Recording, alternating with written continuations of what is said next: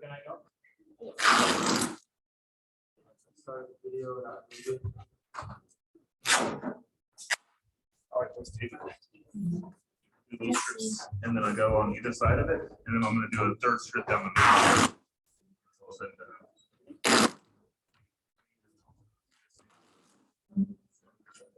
and done.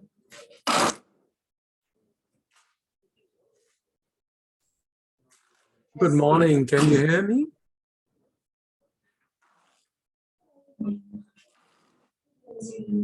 Good morning. This is Naveed from New York. Can you hear me? Hi, how are you? Hello. Yes, we have you. One more time. Hello. Yes. Why? Oh, hello. She's from the Hanif's assistant, not you. Yeah, can you respond to Hanif and let him know that we can hear him?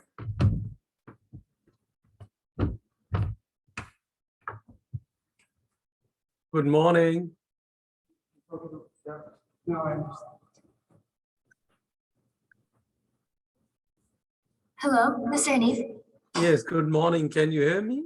Hi, yes, we can hear you. Thank you. Let me know when to start. Yes, we will. Thank you. Thanks. Are you going to be around here? I'll be here for a while, so I'm not sick. I came in to make sure you all are good. My daughter was sick at the beginning of the week. Okay. I started doing it yesterday. Okay. Just make sure this is. Don't proceed with that, right? Somebody, yeah, we'll get away with it. And I think Yeah. Do you guys know how to hide this whenever I need to present the slides? Like, I literally can't.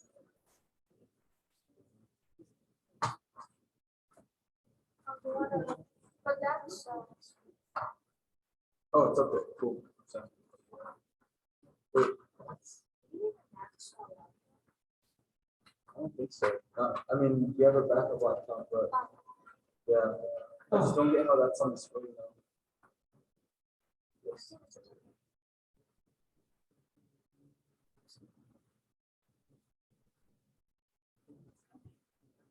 Okay. Now it's like server stack. What the microphone? No. Yeah, without you.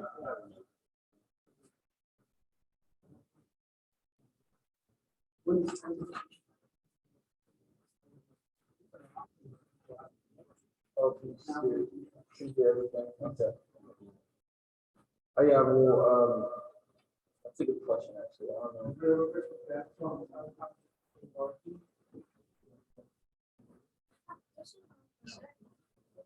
So I'm trying to say, But I.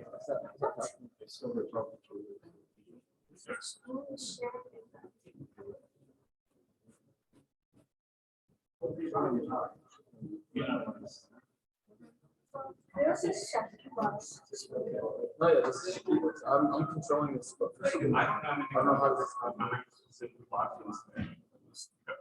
Conversations.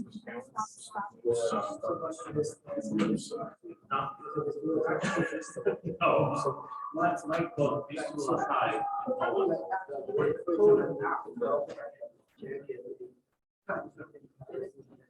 I'm assuming the microphone's plugged in. I think we're all. Hey, it just froze on the. Yeah, since the microphone's running through this one, there should be a way to mute it. Stop sharing and then Your you're saying back, it's still. yeah, so I think I'm it's. not very good. So. The microphone, okay, so you want me to just, There's gotta be a way to mute it. It says something like a blue edge. let me just unplug it.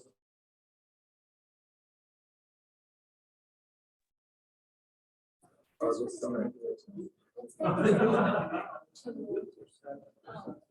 Which icon represents the microphone?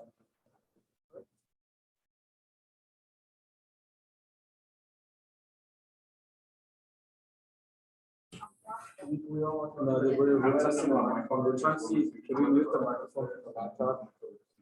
Oh. Okay. Because I. Oh, so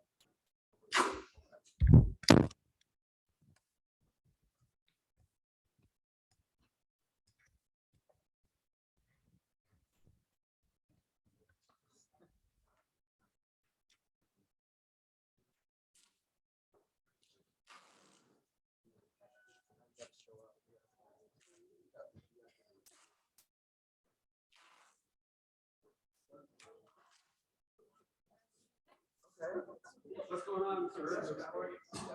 It's still raining outside.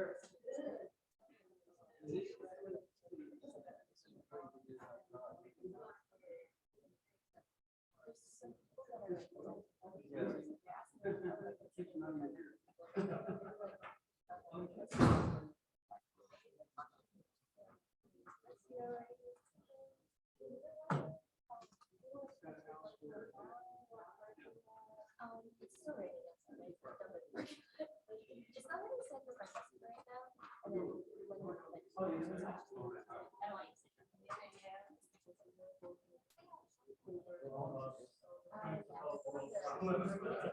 you Oh, okay.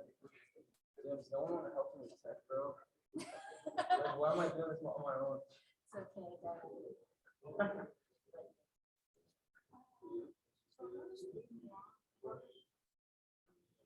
I don't know why it's showing that person specifically. You need speakers?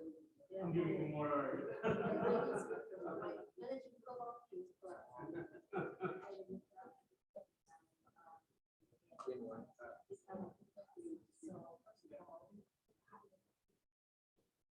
Okay.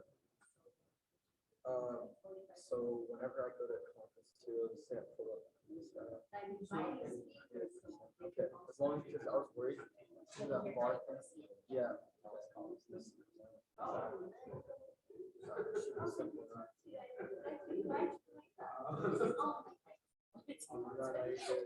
No worries.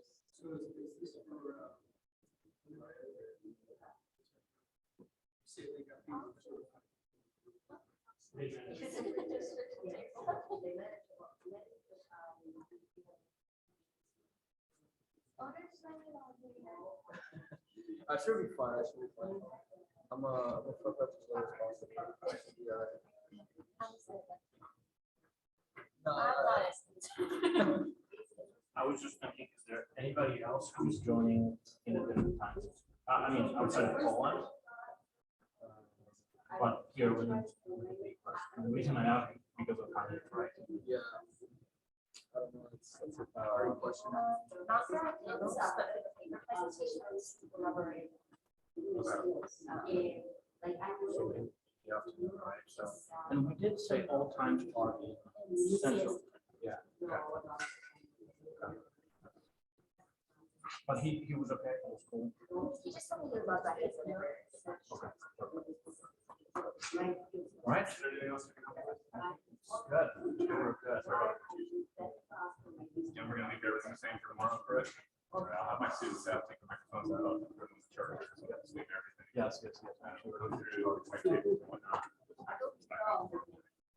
So do we, those are extras for my hours, right? Yeah, these are for the mic runners, and then two for your panelists. They can take those off the stand if they want. Oh, I yeah. have one on the podium, and I have an extra one on the podium as well. It's not on the stand. That way you have multiple microphones. All the microphones are turned on and tested. Just they all have to be- Oh, okay. That's wonderful. All right, you're welcome, of course. Oh, yeah.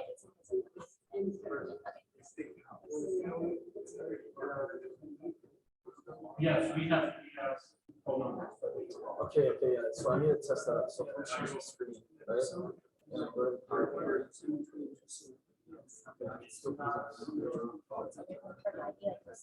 Yeah. But then it can see this. Because whenever it's by itself, it should show up like that, but then they're gonna see it like that. Is that okay? Virtually, they're gonna see it like that, but the people here are gonna see it how it's supposed to be. Because it's in presentation mode, but it's as if it's presenting towards the, not as if we're screen sharing. You know what I mean? Yeah. See how it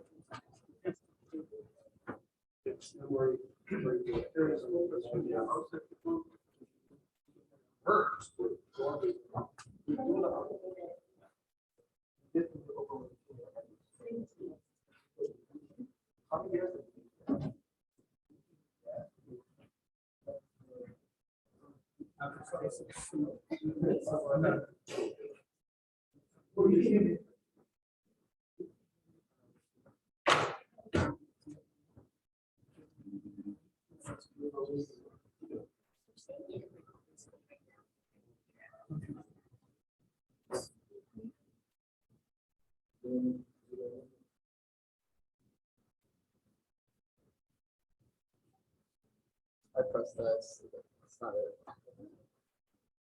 What slash religion?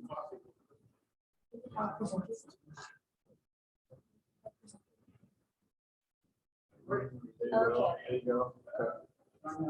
Perfect. Does it look okay from there? Oh, I haven't sent you the. One second, sorry. Okay.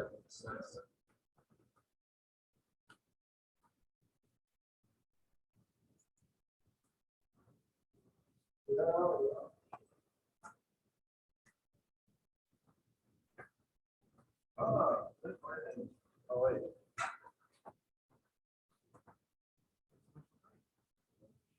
Hello, how are you?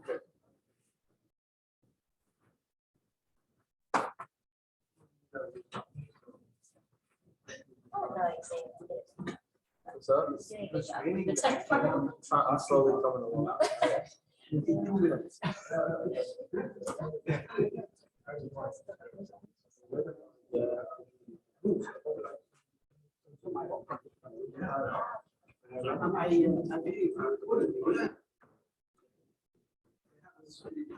Yeah, good morning. Who is? Oh, you didn't? Okay. Nobody can hear.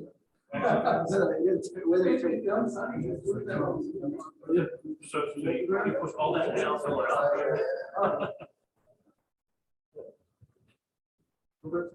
Yeah, so you can come in or something? I'm sending the link via the chat.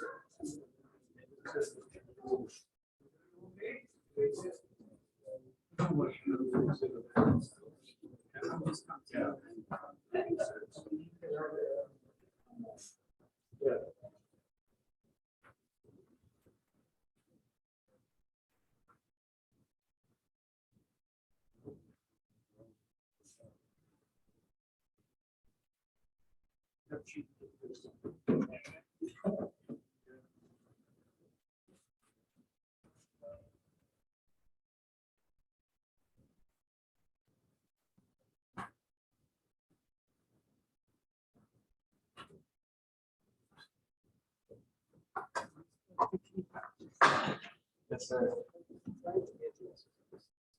Zoom. Not pulling up. Right click.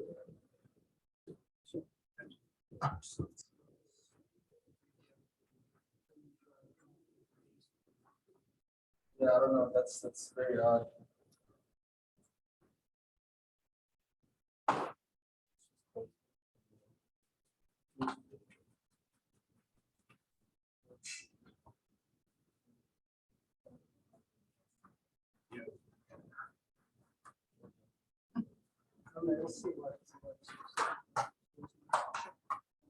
Yeah, I believe the link was sent to you.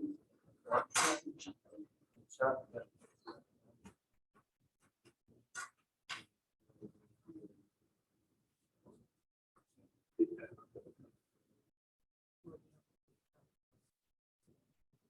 No, there should be a chat icon on the side.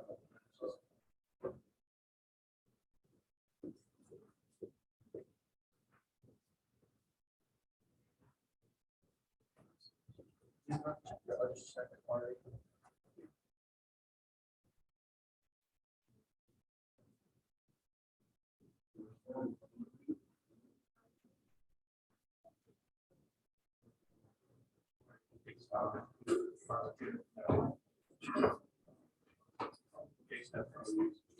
Yeah, thank you. How was your trip?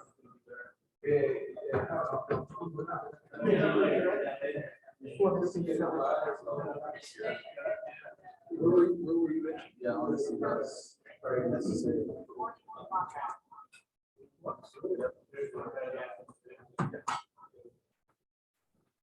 Where my,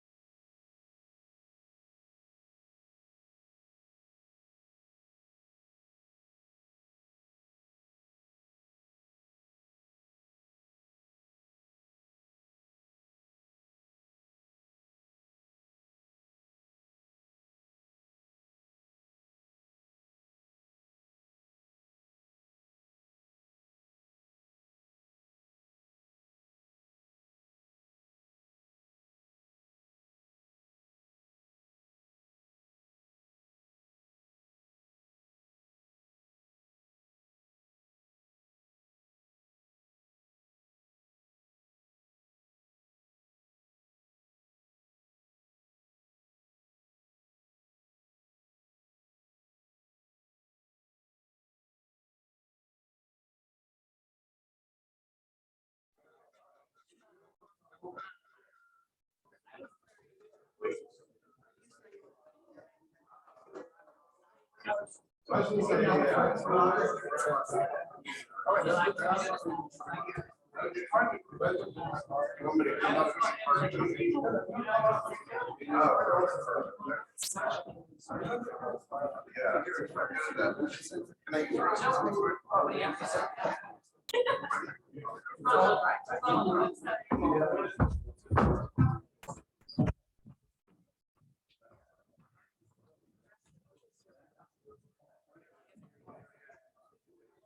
everyone, and welcome to the 2023 Annie Jack Graves Conference Series, Sustainability as a Solution to Global Challenges.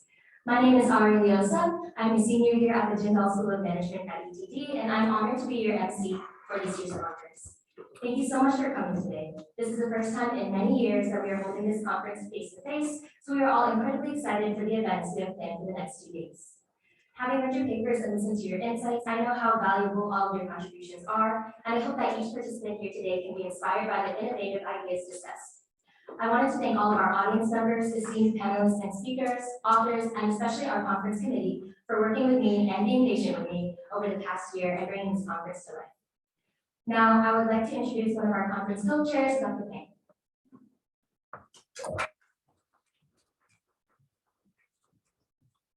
Good morning. We made it 2 years in the making.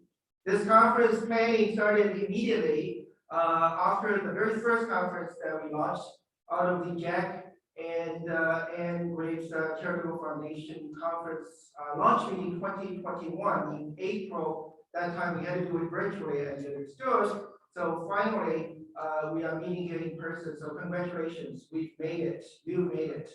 All audiences online, virtually, and all the folks here, colleagues, friends, students, and all the stakeholders. We're so delighted to have you. My job is just to introduce my colleagues. So we'll start with Dr. Hamdi Wadu. Can you please raise your hand and let people see you? Get Dr. Mishka Skuza. She is also a co-chair. Hubert Doric here, we show Benjamin Zuga. He should be here. He is one of our remote co-chairs who is always trying very hard to attend our meetings. Is he here? Yes, right. He's got problems. Okay. So technology continues to have problems, but yeah, he's here. So thank you very much, Dr. Luga. So that is my mission accomplished. And I want to welcome all of you. Next, I want to ask our Dean Hassan Perkul. I have the honor of introducing him. If I read his bio, it'll go on for the whole 2 days. But I do want to you to realize that he has been with us with the school since 1996. When he came here, this is a very small school. Now we have 9,000 students. We are one of the largest business schools, not only in the United States, but also in the world. We are one of the best ranked business schools as well. So with that, let's ask Dean Dr. Hassan.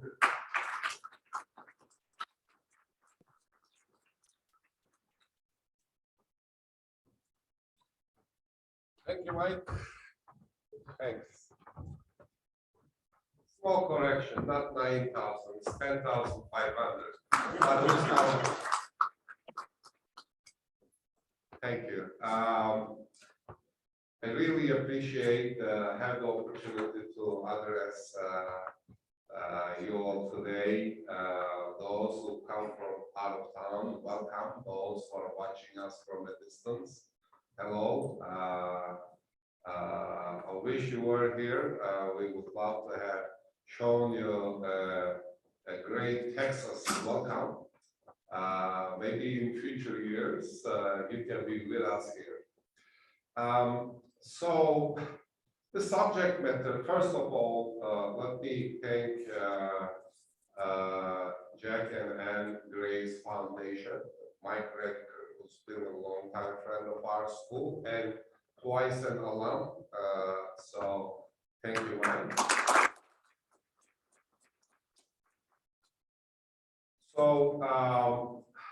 this is kind of one of my favorite subjects, sustainability.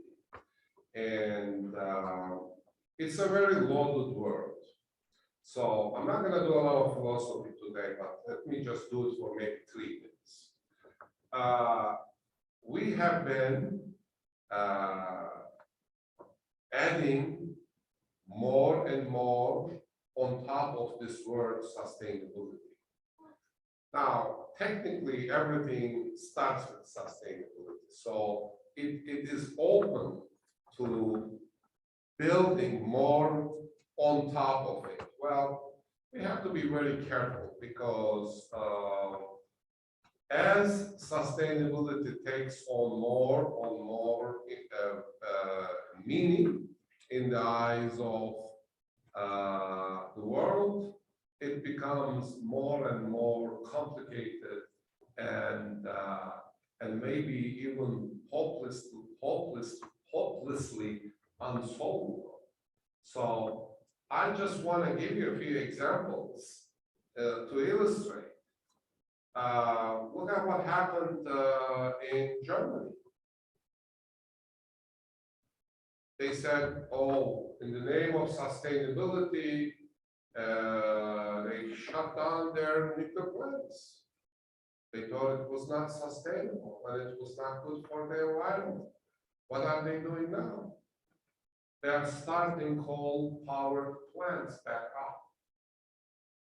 Okay, one has to be very, very careful in what one does. Sustainability and environmentalism go hand in hand, but they're not the same thing. We got to be very, very careful when we do things. Another example recently, Dutch farmers. I'm sure you're following what's going on. Dutch farmers who have been abused by their government for now almost 2 years. One created a party and won a stunning victory in their elections. Why? Because the government, in their infinite wisdom, with orders from EU, decided that they're going to, and by the way, way exceeding EU's mandate. Government decided they're going to cut back on methane gas production, which means cows, okay, burping and doing other things. So in the process, they were taking away livelihood of a significant part of the society. What is sustainable about that? How well it was planned? Well, it failed because I guarantee you, the farmer party from now on changed the politics in their country forever, and they're not going to let you take away their life and their livelihood. So again, one has to be very careful. It's a good goal to reduce methane, but we have to think about the social and other implications of the actions we take. How sustainable it is for the government, any government, our government, to borrow incredible amounts of money as if there is no tomorrow. Year after year after year. I think if we worry about sustainability, we ought to worry about that. So sustainability has many meanings to many people. What we have to do is we have to do what we are doing today. We have to discuss, we have to argue, we have to learn from each other. And we have to focus on practical solutions that create with this school. I worry about this school's future. It has to be sustainable. That means we have to put in place a funding model that will continue, that will make it feasible for this school into the future forever to provide a great education to students. So that's where it starts. We have to worry about how to build sustainable cities, how to build sustainable agriculture. It's the signs are everywhere. You know, there's this preacher in one of the movies. Signs are everywhere. The signs are everywhere in this case. I just reading yesterday. I was waiting for something. So I'm flipping through my phone. And yes, I eventually got to this stage. At my age, I thought I would never do it. But now I read news on my phone. And I have arrived, I guess. So I'm reading this news, and it's about article about Arizona. You know, Arizona is a desert. We have all been there. Well, most of us have been. Do you know that 35% of Arizona's land is farming land? How are they farming in the middle of the desert? Guess what? Water. Where does the water come from? It's not raining. That we are depleting our aquifers, underground water that will take thousands, if not hundreds of thousands of years to come back. We're just drilling and pausing it out and planting green vegetables so that we can have a salad. After all, it's healthy. Well, what we are doing is questionable, at least. We have to think about it. Sustainability doesn't mean we have to preserve that water underground. It means we have to think about, if it is gone, what are we going to do next? And if you don't have an answer to that question, by the way, answers are really in technology, and that's in another dimension that I don't want to get in. If you don't have the answer to that question, if that water is gone, what is next? Let's not consume it in a rush. Let's be conservative about it. Oops, I said the conservative word, which is indeed very, very important for the subject matter at hand. Anyway, thank you very much. Welcome. I appreciate you giving me a few minutes. Thanks.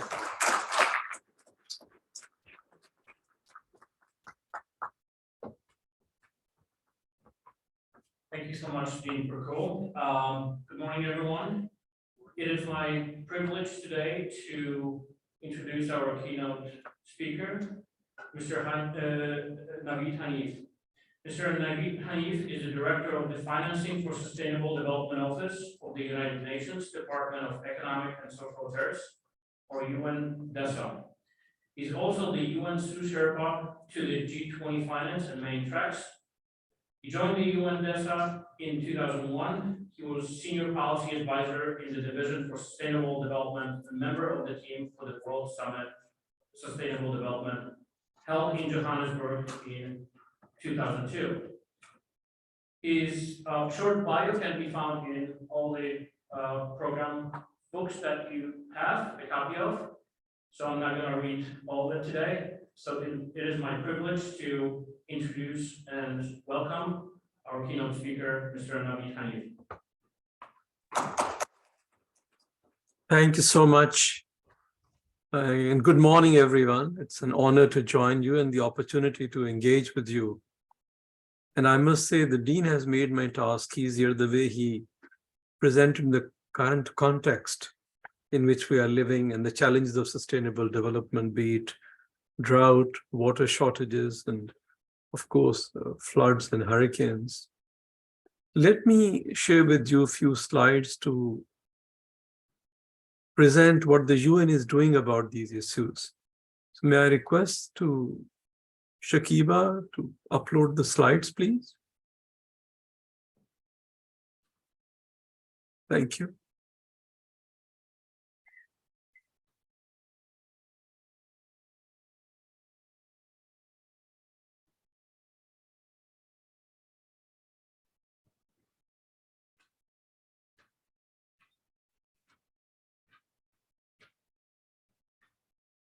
Can you see the slides?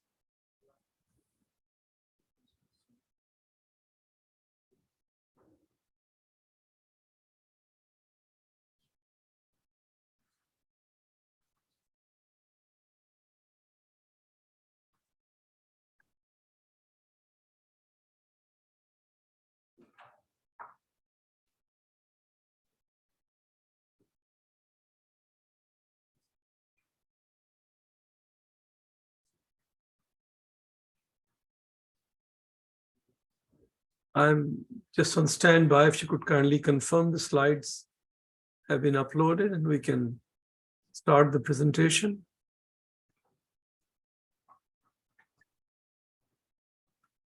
I'm confirming the slides right now. Thank you so much. Sorry for the delay.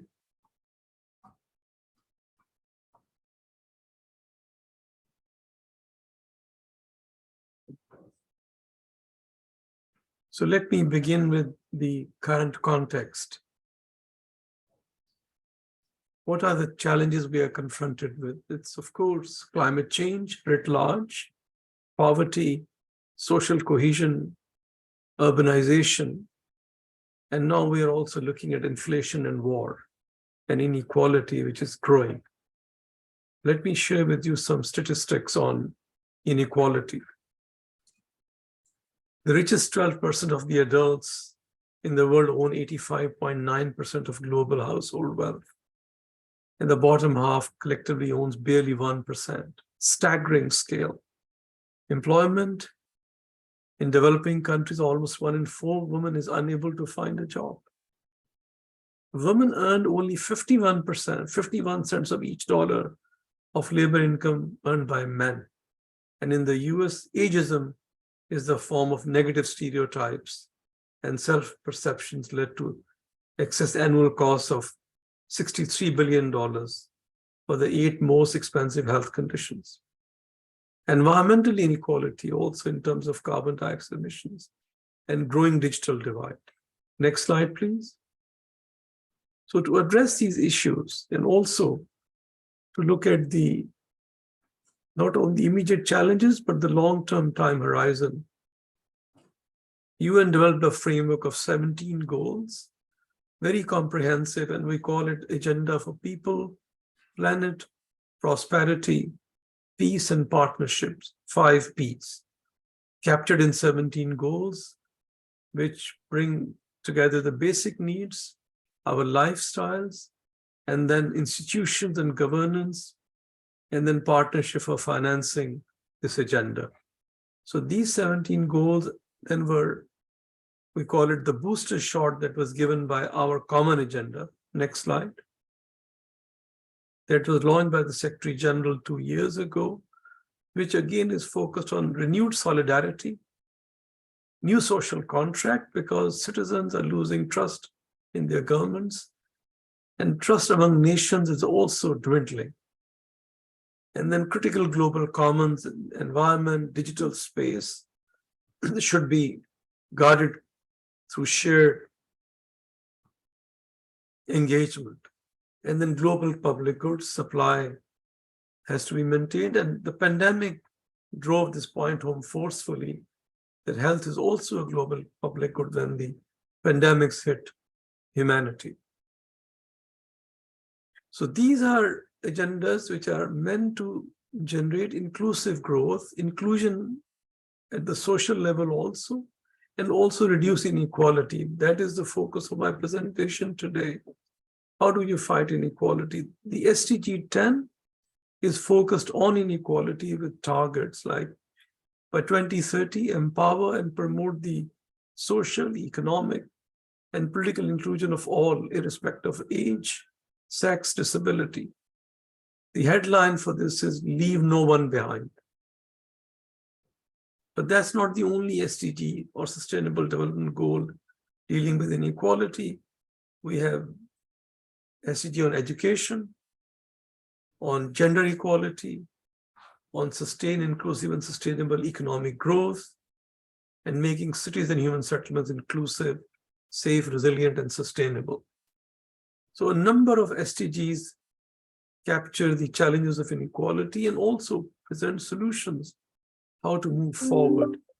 And that brings me to my next slide on key entry points. And I mentioned one of the SDGs is about responsive, inclusive, participatory, and representative decision-making.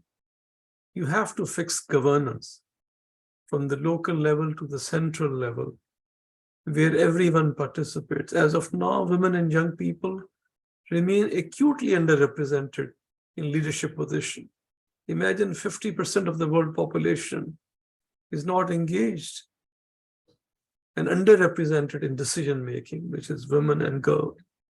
And youth representation, members of parliaments age 45 or below, dropped to 0.9 points to 30.2% in 2022. So it's not improving. And we promote and enforce non-discriminatory laws and policies for sustainable development. That's also a key entry point for addressing the institutional imbalances and governance, making it more representative.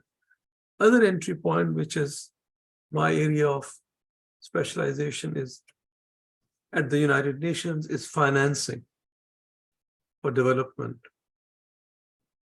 And there are commitments that have to be fulfilled to ensure that we meet the financing requirements for achieving the SDGs.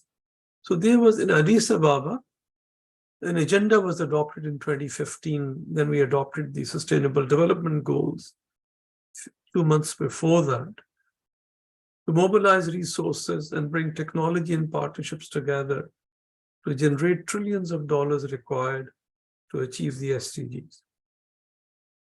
So this agenda covers domestic resource mobilization, private business and finance, development cooperation, trade, debt and technology, and issues that are germane to the financial system, like volatility, stability, macroeconomic challenges.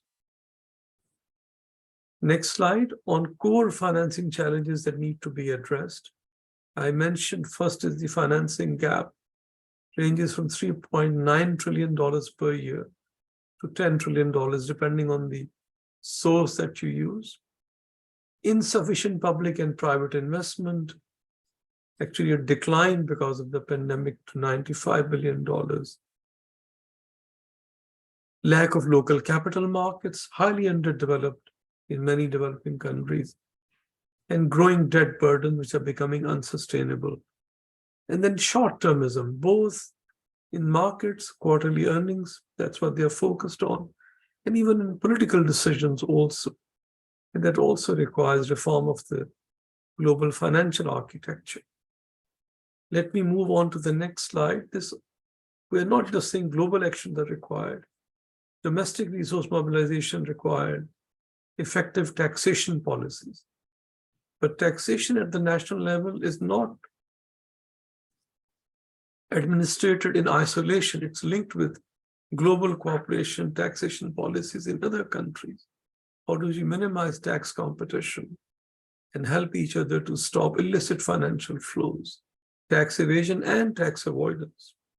So UN also has a UN tax committee, which generates model conventions and treaties to help countries to negotiate their tax agreements when they're having bilateral arrangements.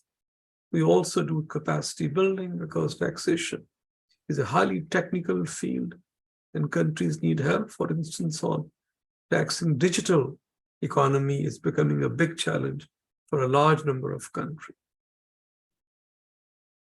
But we also understand the importance of the private sector.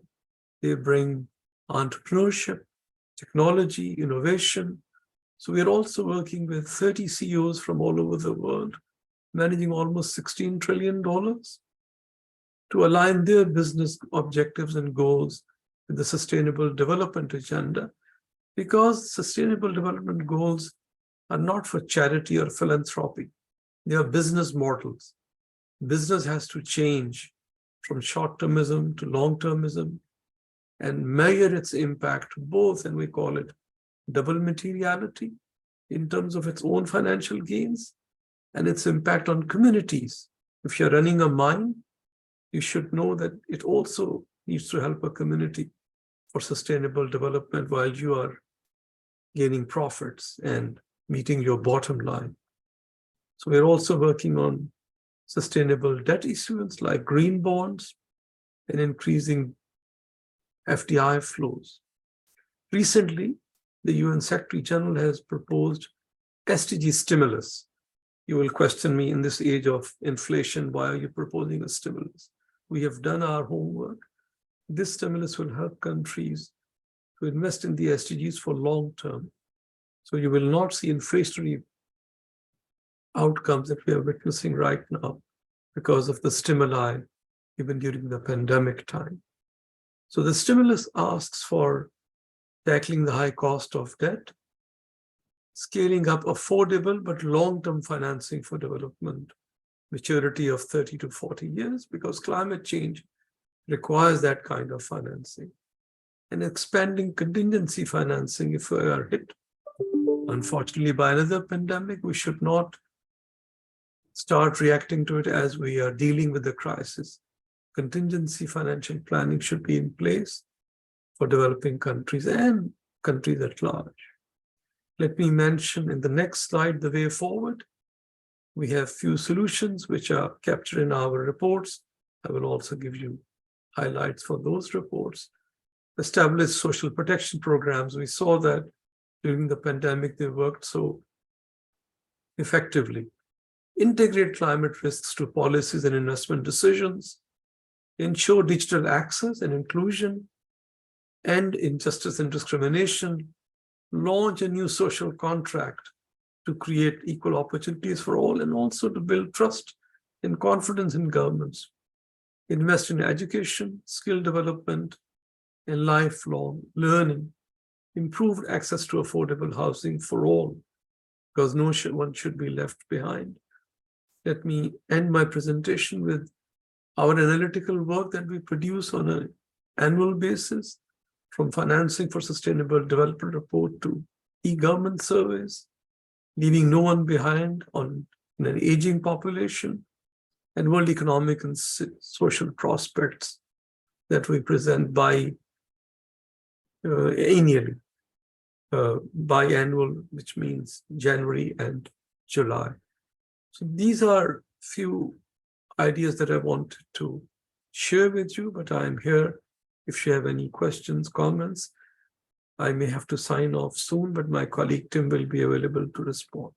Thank you again for the opportunity to join you, and I wish you a very successful conference at deliberations. Back to you.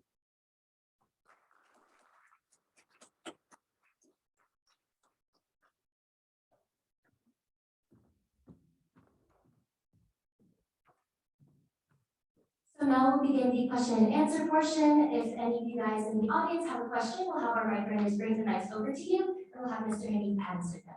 So if you want to raise your hands and have any questions.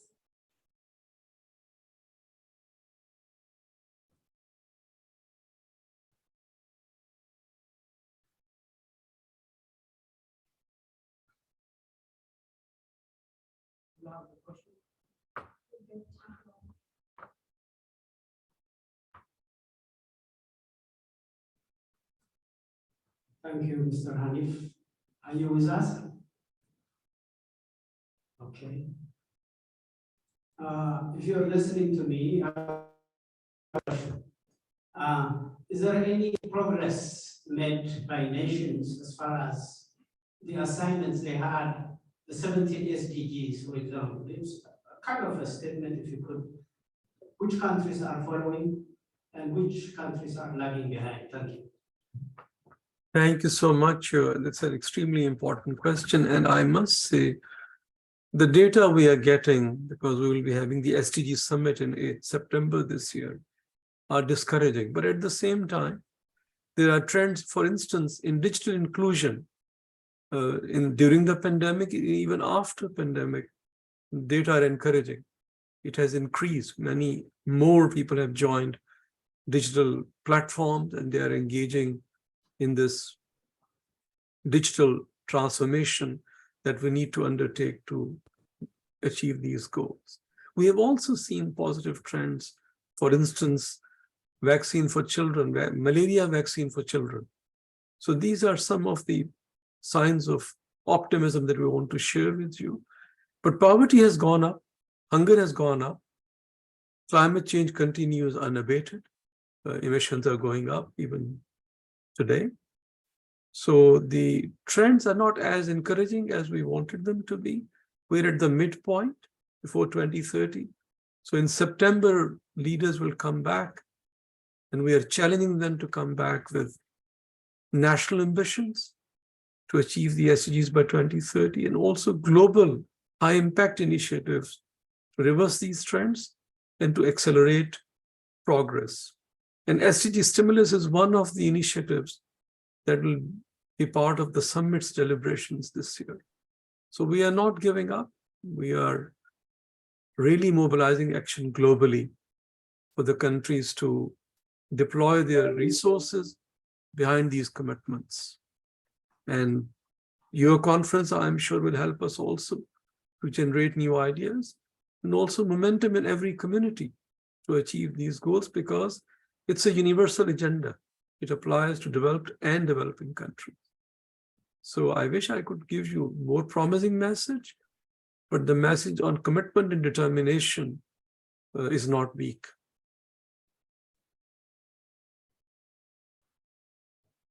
Thank you so much once again. I understand no more questions. Once again, wish you a very successful conference, and thank you for the opportunity to join you. Thank you. I'll have to sign off now.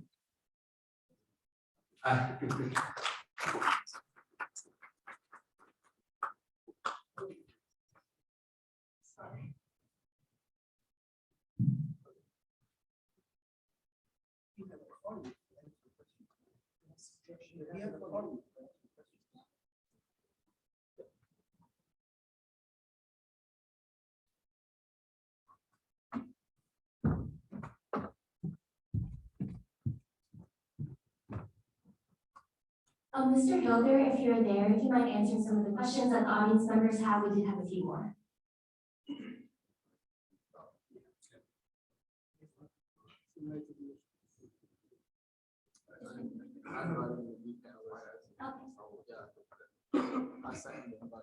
Okay. So our colleague's going to send you a panelist invite, so you'll be able to speak from your end, Mr. Hilder.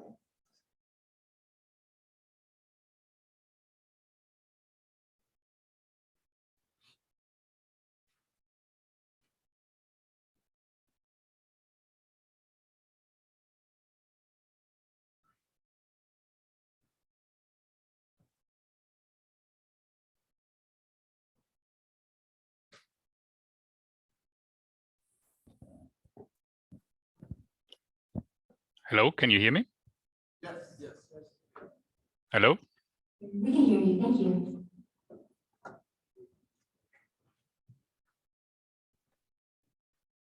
Tim, this is Gabe Schumer. Can you hear me? Hello? Yes, we can hear you. Can you hear me?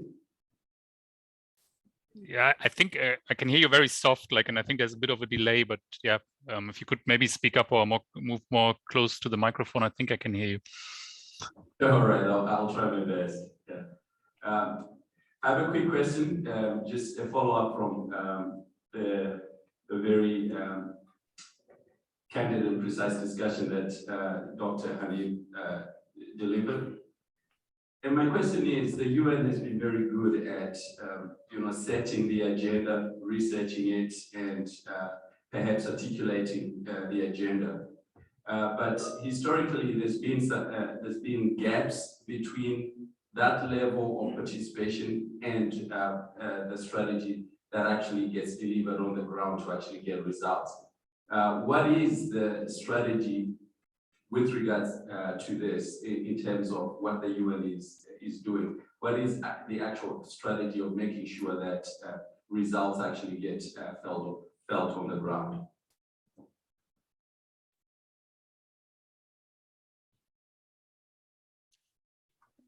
Thank you. That's a very important question. So of course, it's it's a key issue to move from these global commitments to implementation on the ground and to make sure that results are felt and experienced by the people and that these improvements are really happening. So one key thing here is that the countries themselves have all agreed also to implement and to develop national implementation plans for the sustainable development goals. Now, many countries might not necessarily be in the position to fully do it by themselves. So that's where the UN and through its various agencies gets very active with providing support, for example, to build capacity. And the office that I'm working with, the Financing for Development Office, is doing this in a number of ways. It includes, for example, assistance to tax authorities to improve domestic resource mobilization. It also includes assistance to programs that strengthen the capacities of local finance institutions to strengthen their asset management and to get them or to give them better opportunities to provide these services really on the ground where it matters. And there's a plethora of examples for where the UN system is active in supporting those countries that need it with the implementation of these global commitments. But of course, there's more work to be done on that. We need much more. We need countries to be more active, but we also need the international system to be more active. And this also includes, for example, a responsibility for those countries that are like belong to the developed world, because they have also made a number of commitments how they will support the achievement of this global agenda, but not all of these commitments have been met yet. So there's still some room to go there. Thank you, Mr. Hilger. And do we have any more questions in the audience? One more. I'm Mr. Hilger. The Dean Hassan brought up a very interesting point in his opening speech about, sustainability and environmentalism are two different things, similar but very different. How does the UN ensure that their policies that they implement are achieving sustainability in a responsible way without necessarily, cutting our legs out from under us simply in the name of achieving the goal for environmentalism? I'm sorry, I heard parts of the first part of the question, but not the actual question. I'm sorry, could you please repeat? If you didn't hear his question, he is asking how the UN is ensuring that sustainability is progressed in a responsible manner. How sustainability is achieved in a responsible manner. Well, so as Naveed in his presentation pointed out, so there's really this focus on sustainability in its three dimensions, right? So it focuses on environmental aspects, it focuses on social aspects, it also focuses on governance aspects. That is actually the link with the ESG discussion in the private sector. But through our work, we are really highlighting that the discussions around sustainability should not focus on just one area. We have to move beyond that, and that's the decision or the discussion around double materiality. So this is something that we are, for example, pushing for in the context of the work of the Global Investors for Sustainable Development Alliance, which is doing work with the private sector, and they have developed a range of products, for example, a sustainable development investing definition, or also the reporting metrics.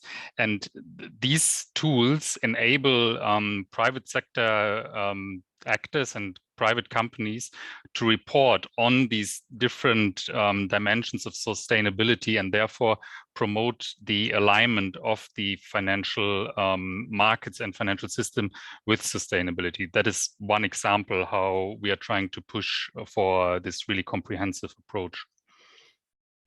Thank you so much, Mr. Hilger. Is that all for the audience?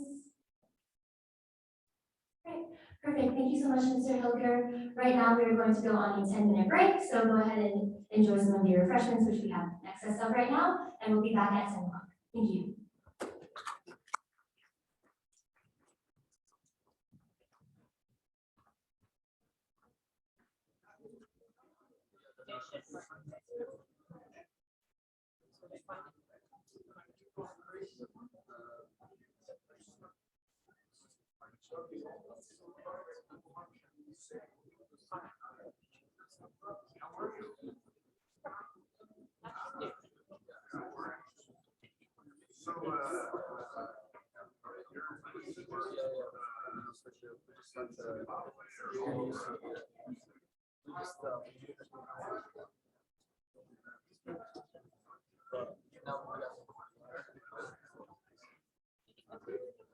So I think it's well, we need to fix the audio.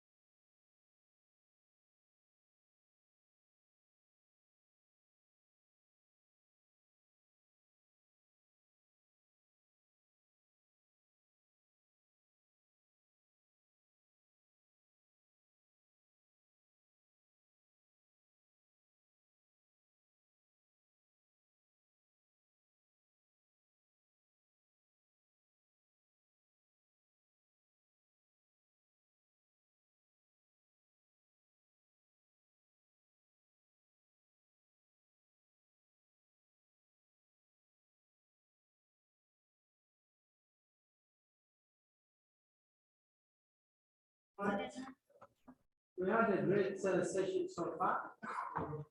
We had in fact all types of folks, United Nations versus our deal. You can see sustainability intervenes various topics and various points of view. That is great. As a School of Economics, we have to do that. So my name is Dr. Waldo. I am one of the conference co-chairs. My colleagues are here. It's an honor to introduce Mike Redeker. Mike Redeker's resume, as you know, is long, and his impact on society around the globe is tremendous. But just to highlight a few of them for the sake of saving your time. First, Mike is an alum, that's also a plus. He holds a few degrees, including executive MBA and an MS in management science in the Junior School of Management, which used to be the School of Management for more experience. Mike is a founder of the Anne and Jack Graves Foundation. By the way, it's not Jack and Anne, but it's Anne and Jack Graves Foundation. The foundation supports this Billion conference every 2 years, and we have also an annual student competition experience in sustainability. Provides scholarship to UTB students who travel abroad to help communities to be engaged in poverty alleviation initiatives. He is a global traveler. He told me not to say so much about him, but he has been to 80+ countries. But he travels with a purpose and a mission of reaching out to those who need most. Last but not least, currently Mike is involved in McKinney City economic development and beautification activities. I traveled with him to witness that.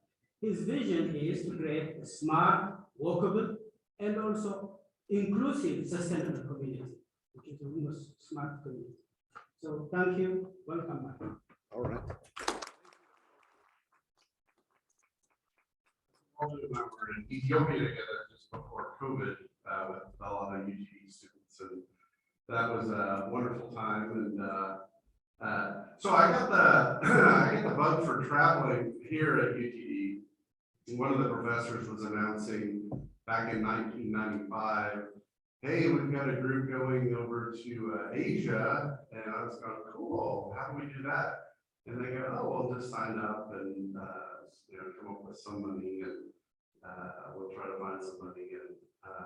And so I went with a group of students, Hong Kong, Singapore, Jakarta, and then they added Hanoi at the last minute. And so that was my first country out of the US was Hanoi, Vietnam. And so they were still recovering. And so it was interesting. And then the next year I went to India and a couple other countries. And then the final year, I think it was in China as well, Shenzhen, Guangzhou.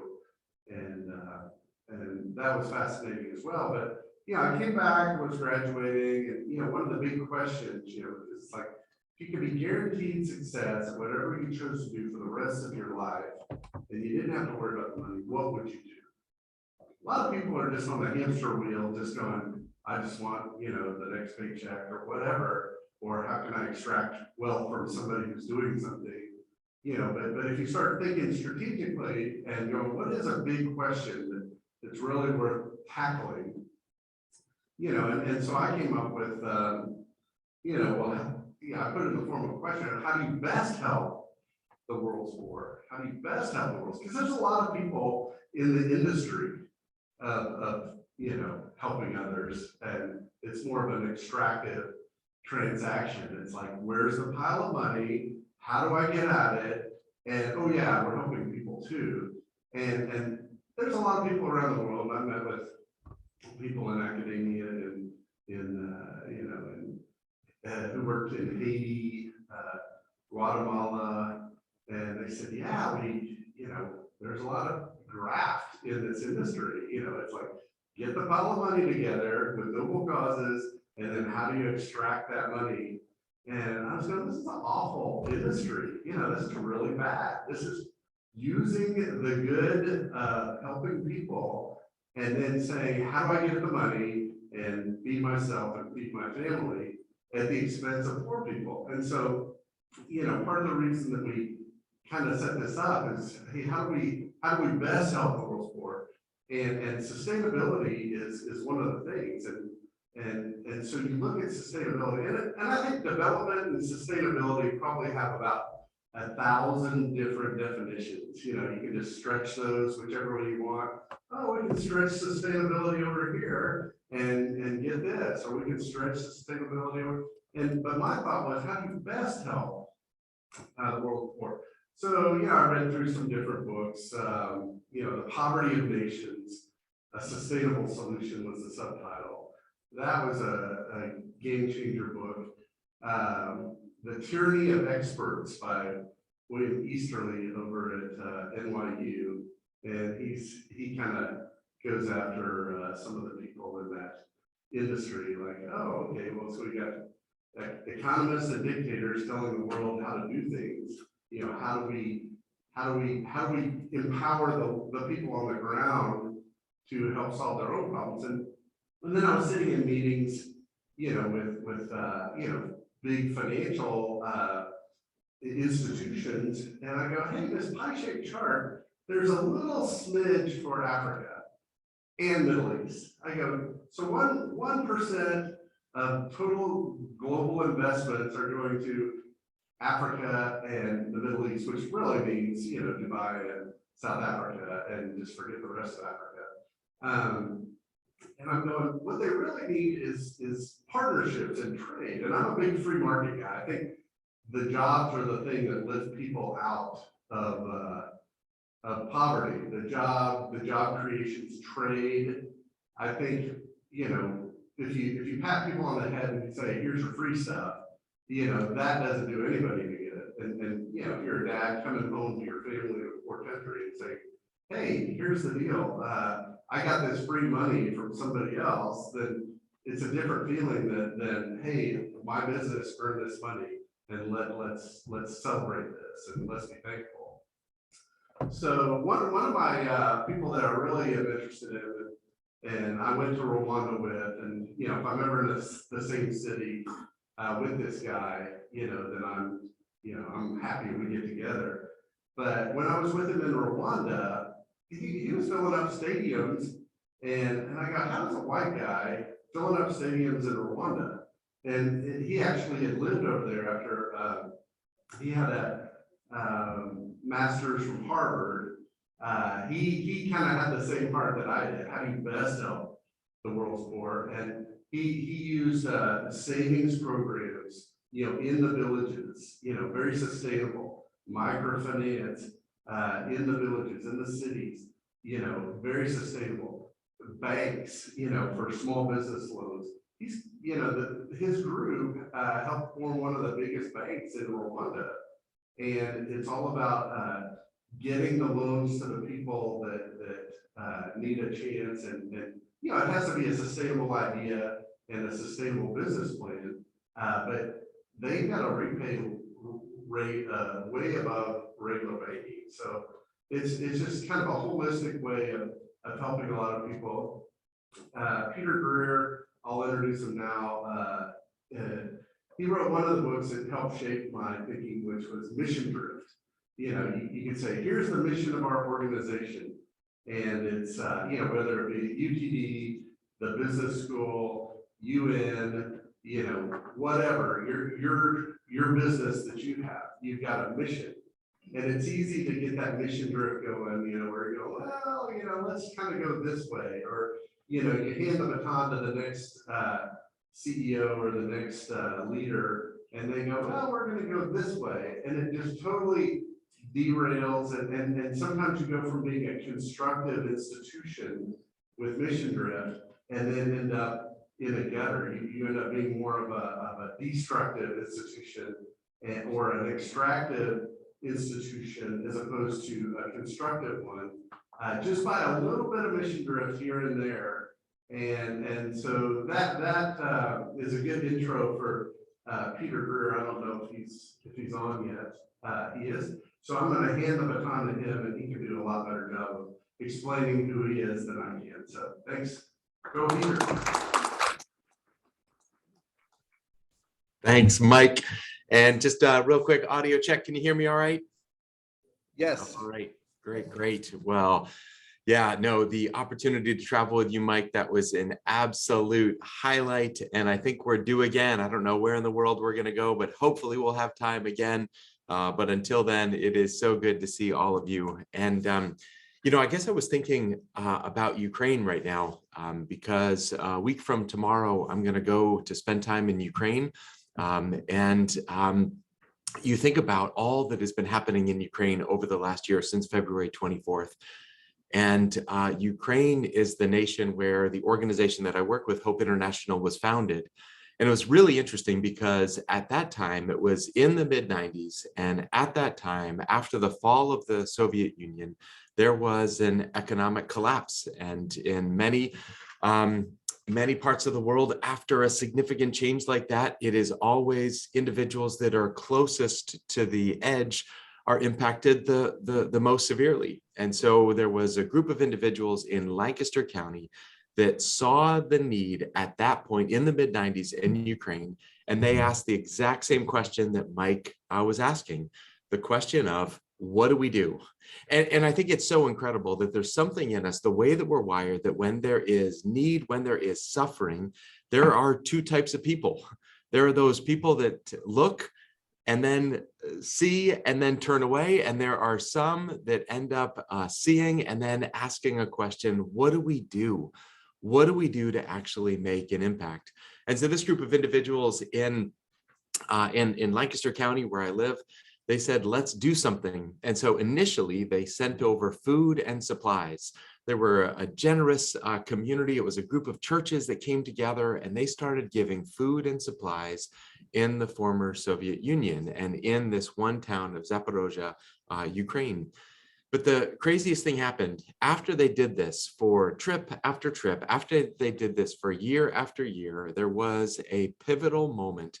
And the pivotal moment was when a pastor in Ukraine, his name was Pastor Petrenko, and he pulled Jeff and this group of leaders and said, your help isn't helping us anymore. What I find so interesting in that is he wasn't saying your help never helped. He wasn't saying your help was not appreciated. He was saying your help is no longer the right intervention for where we are right now. And what he came to realize is that there were some challenges associated with the charity. What was so good and right in a moment of extreme kind of response and a time of relief needs to end. And at that moment, the question is, how do we transition from a time of relief to development? And it was that question that really prompted the organization Hope International to be born. And the question shifted of how we can help. And the answer to that question, when they started asking questions, what is it that you would like? What is it that we could do to help? The answer that they heard again and again and again and again from Ukrainians was, we just want an opportunity to work. We want an opportunity to provide for our families, to have jobs, and to be able to provide. There was a really interesting study that was done by Jim Clifton from the Gallup organization, and he wrote a book called The Coming Jobs War. And in this question, he says the one conclusion that the Gallup organization, when they ask, what do you want globally, the dominant answer that they get, regardless of country, regardless of context, is we want a job. We want the opportunity to work. And so as they started asking questions, what they found is that this community had the work ethic, they had the drive, they had the desire. And I would still say a mom or a dad who wants to provide for their kids is one of the most powerful forces in the world. You find those individuals that want to provide a better life for their children and to provide for them. That is a powerful force. And so as they started asking these questions of how do we help, they realized that there was just not a lot of investment capital that was coming into the nation of Ukraine at that point. There were not individuals that looked at the risk and the return and said, that is an investment that I'm willing to take. And as simple as it is, even basic banking services that would be a safe place for individuals to deposit their funds, let them grow, and then have a safe place to access a savings account. That just did not exist, and it does not exist for so many individuals living in poverty even today.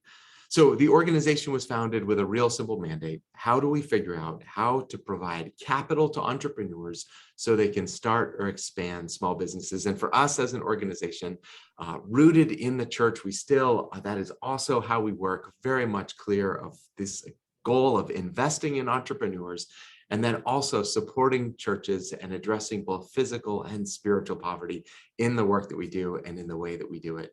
So thinking about Ukraine and where we are right now, just right before this was on a call with our Ukrainian colleagues and friends, and the team is going to be gathering together. And what we've come to realize is that while there was this immediate time of relief that was required, we now in the nation of Ukraine, there is now this different conversation of how do we help rebuild? And even as the conflict continues, even as there still is so much war that is still happening in Ukraine, at the same time, Ukrainians are getting back to work and saying, how do we rebuild our nation? And so just in the last 4 months, we've shifted again from a time of relief to now a time of investment, and we're investing in agriculture, we're investing in enterprise. And the thing that I'm most excited about is we've been able to provide investments into generators. And I heard from a friend, he said, generators are the sound of resilience. Even with the power disruptions, he said, there is a way to figure out how to get back to work. And the sound of generators is the sound of resilience in Ukraine. And so when I think about Ukraine, who's going to rebuild Ukraine? I'm so thankful international organizations are going to play a role, but it will be the Ukrainian entrepreneurs that are on the front lines. It is the Ukrainian entrepreneurs that are going to be doing the incredible work of rebuilding their nation. And it is an absolute joy to partner with them. So our organization founded in Ukraine, but then as Mike said, we operate now in over 20 countries, and we really have 3 different ways that we try and help. The 3 different ways that we do. The first is savings groups. And this is a movement that might sound really basic, but savings groups is built on this idea that there are some places, maybe because they're more rural, maybe because of the level of poverty, but it is unlikely that there is going to be a bank that is going to be able to serve in that context. And so this is an informal way of providing capital to entrepreneurs. So it's groups that gather together, 15 to 25 members, they gather together and they commit to saving a certain amount of money every single week when they gather. So I remember being with one group in Rwanda. Mike, this was a separate trip than we were on together, but they ended up, 23 women started saving 10 cents a week. So they had $2.30 every time they gathered. And for you and for me, $2.30 is not a lot, but I have come to believe, do not underestimate the power of small things. They started gathering together. This $2.30 became their investment capital. And the first person they invested in got into charcoal, and the next person bought one chick and started doing that. They started these micro enterprises. And then over time, these enterprises grew. Over time, they grew. And when I visited the group, they had some group run businesses. Every single one of them had $700 in their bank account. They had bought a truck to help with the transportation of their goods and supplies throughout the nation. And it was awesome to see this community. And it started with a simple act of savings and the bold declaration that there's something worth saving for. It shifted the time horizon from today to tomorrow and unleashed an incredible amount of hope in that community. So we operate with savings groups. The next thing we do is microfinance institutions. These are banks that operate to serve those that are excluded from the formal financial sector. And the World Bank has a lot of data about individuals that have access to a safe place to save. And again, it is incredible to realize how few of the world's most vulnerable have a simple place to have access to a savings account. So we provide that service. And then we also help entrepreneurs grow larger amounts of investment capital to create kind of this opportunity for jobs to be created in a society. And one of the individuals in Ukraine that just got a $12,000 loan to get into a restaurant. And what I love about this individual is he bought some generators. He has gotten his restaurant up and running in Western Ukraine, and he's been hiring internally displaced people as his employees as a way of providing jobs for them as they are fleeing the violence and needing a way to provide for themselves. So I am so inspired by the entrepreneurs around the world and what happens, even if it starts really small, with a mindset that says just because people are in poverty does not mean they are not very capable. Just because they are in a situation of poverty does not mean they do not have the entrepreneurial drive and hustle that all of you have in this room today. And I love the opportunity to invest in them, to watch their dreams realized as they provide jobs, as they provide for their families, and as they are involved in transforming their community. So that's what we're involved in. That's kind of our mindset when it comes to what it looks like to invest in the dreams of entrepreneurs around the world and to find a sustainable solution to the problem of poverty. Mike, back to you.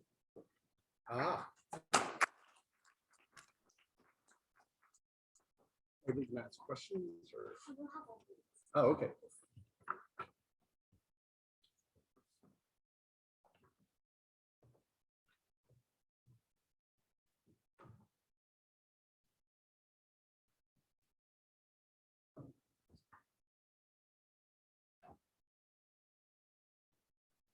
Thank you.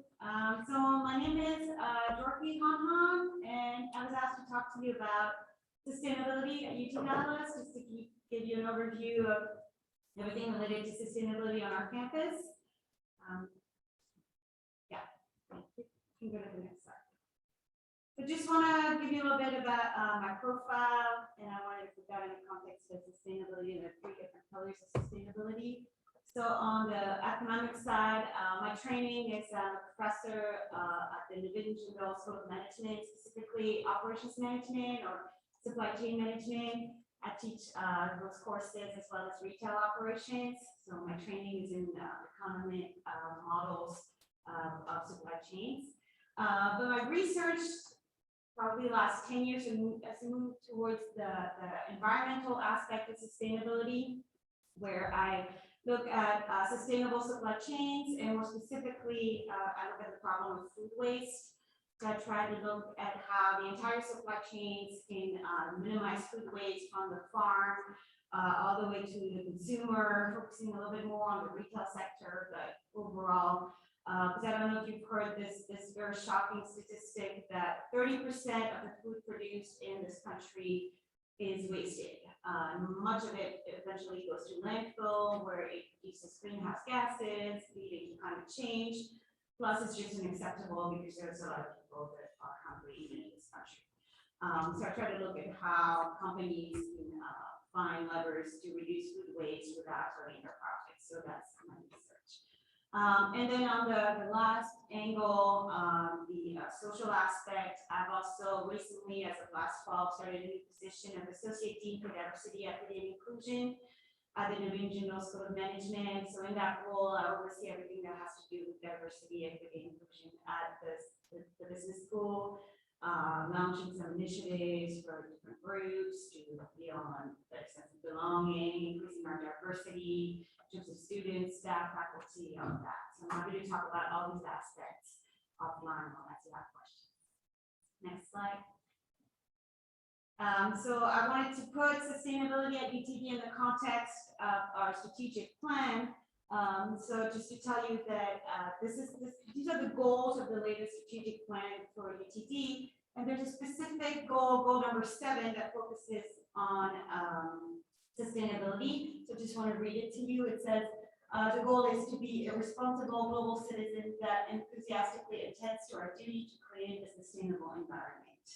So the president has repeatedly committed the university to try to become a leader in sustainability. So try to take a lot of actions towards that goal. Next slide. So where most of the action takes place is at the Office of Sustainability. There are 3 people that do all the hard work, and I'm not one of them, so I don't want to take credit for all the great work that they're doing.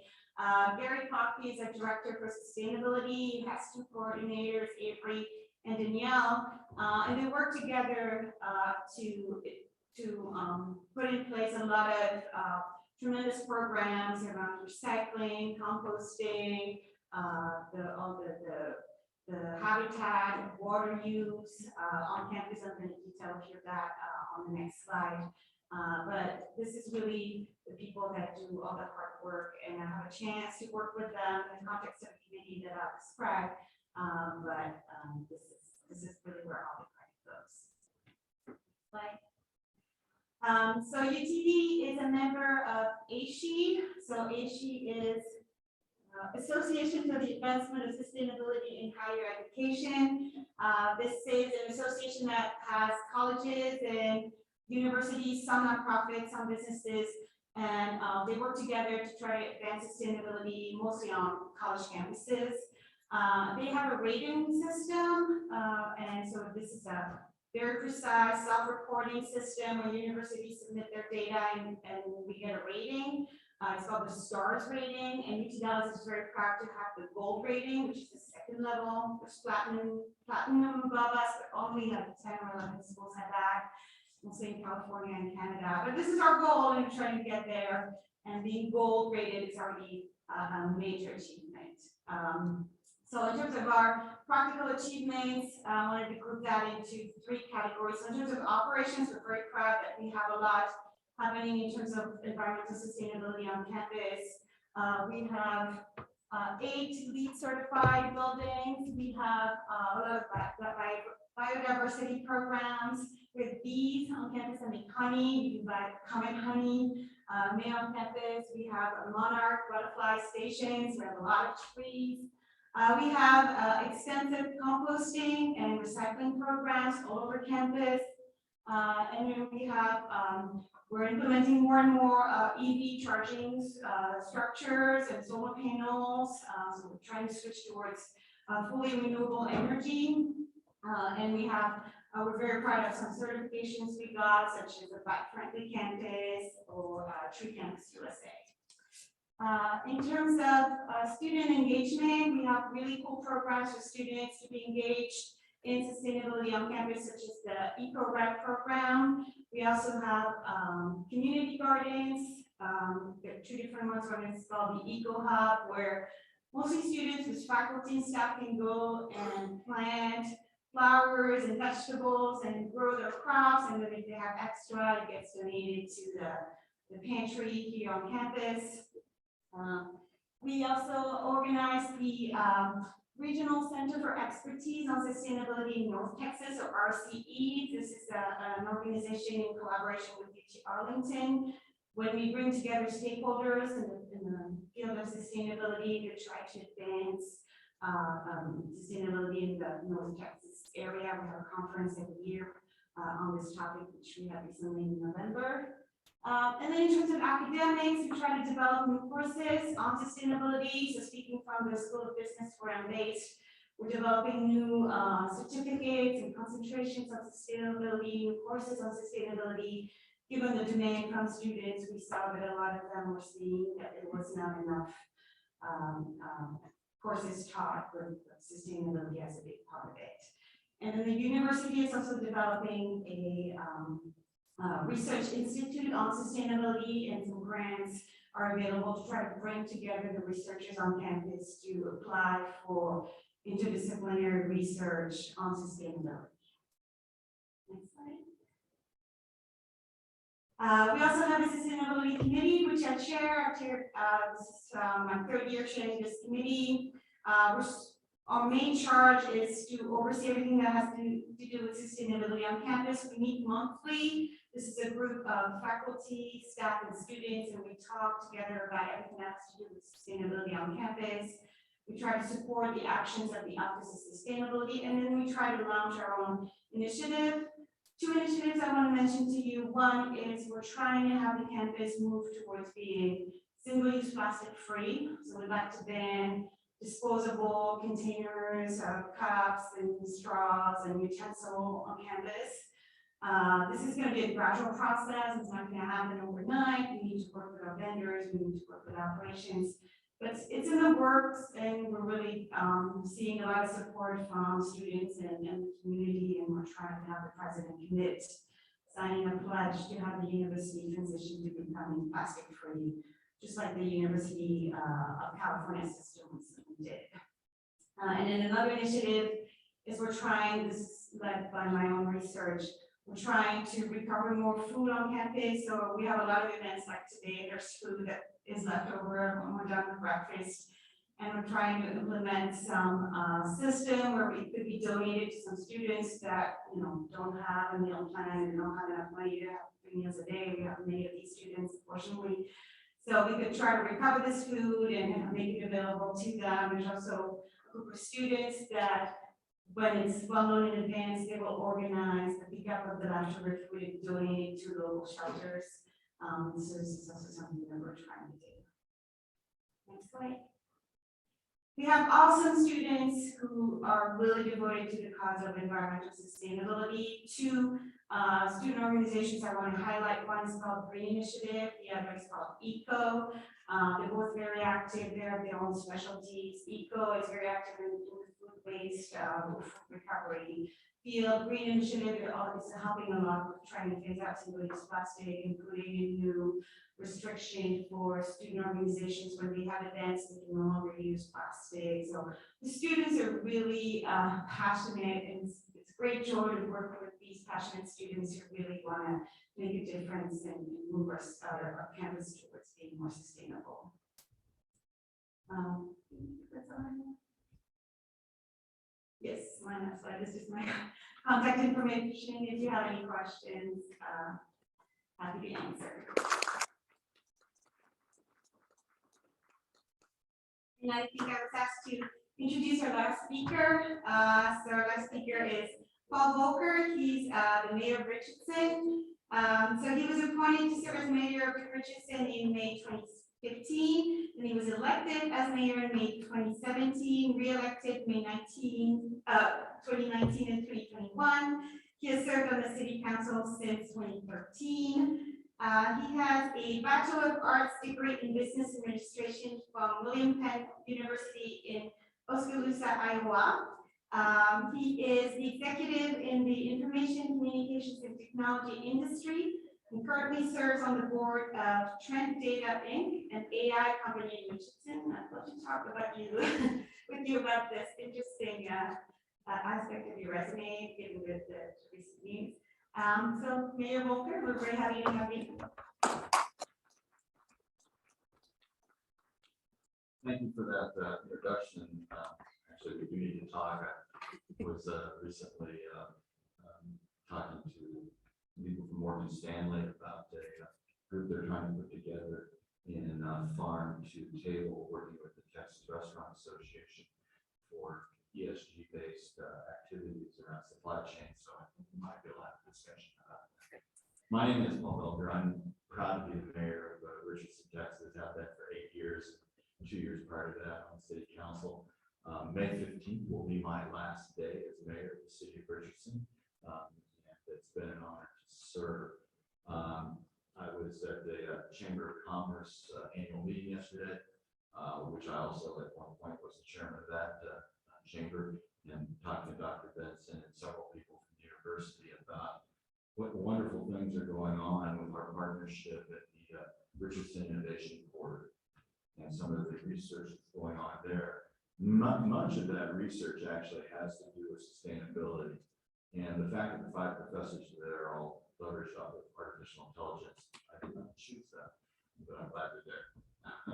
I am stepping away as the CEO of my company, but I'll stay as the chairman of the board. And there's 4 or 5 other companies that I'll be joining the boards of recently or soon after I step off as mayor, just to make sure I don't have any conflicts of interest moving forward. What an honor it is to be the mayor of Richardson. We are an amazing community, extremely diverse. I believe one of the most inclusive cities in North Texas, if not in the United States. half of our population would be technically considered a minority, either by country of origin or ethnic background. Much of that is driven by who we are as a city. I jokingly tell people, if you live in Richardson, your neighbor to your left is probably a software engineer. And it's just who we are. They probably graduated from the University of Dallas, which I'll remind you is in Richardson.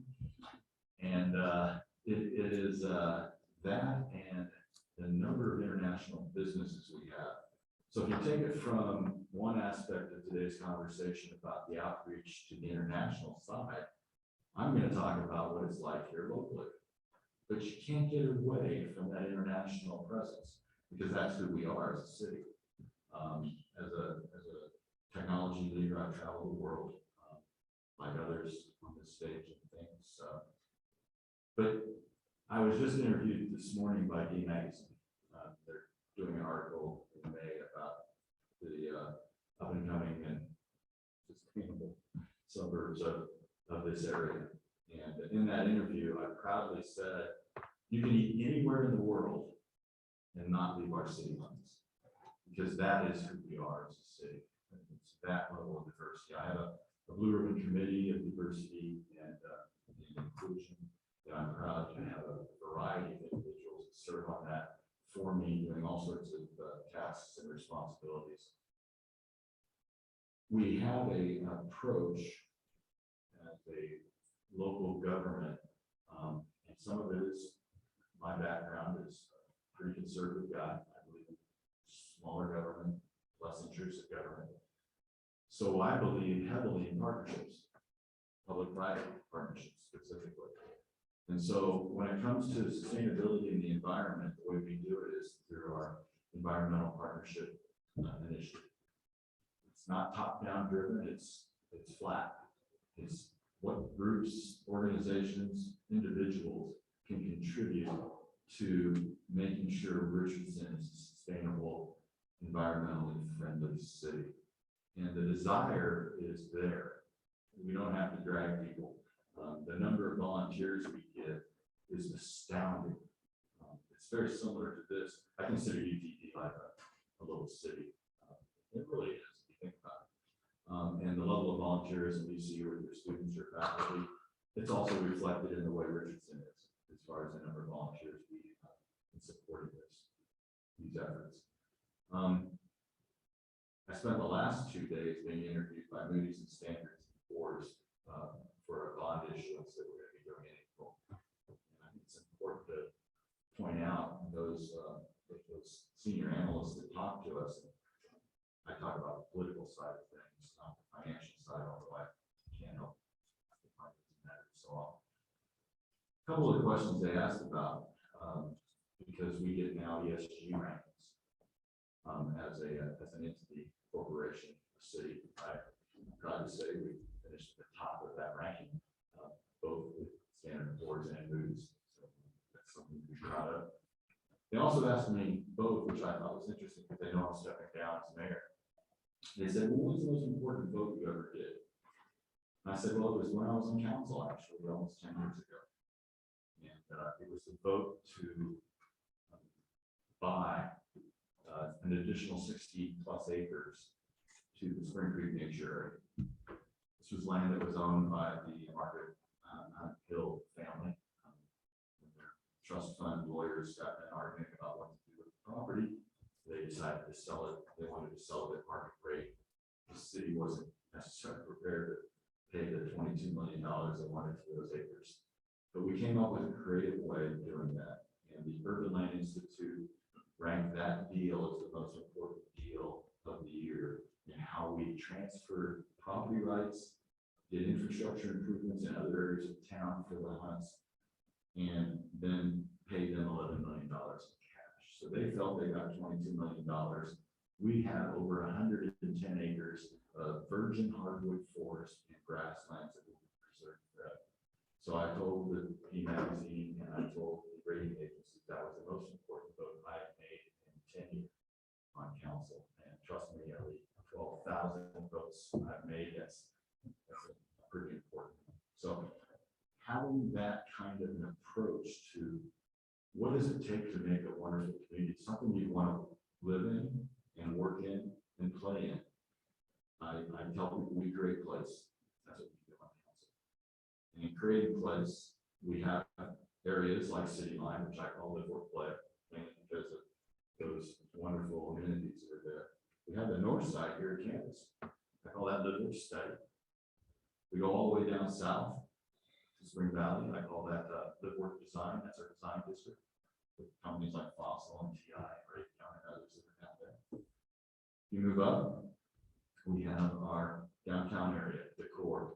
I call that live, work, gather. That's what cities do. You gather for a reason. And there are sub-districts in the core that are really important, like Chinatown, the Heights, Lockwood, and the core downtown itself.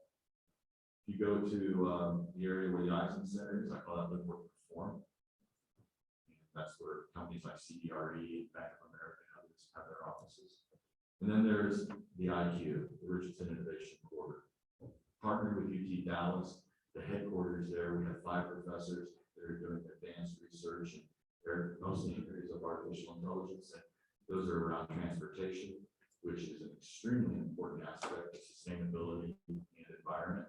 And one of the projects we work jointly on with them is something as simple as traffic light signalization.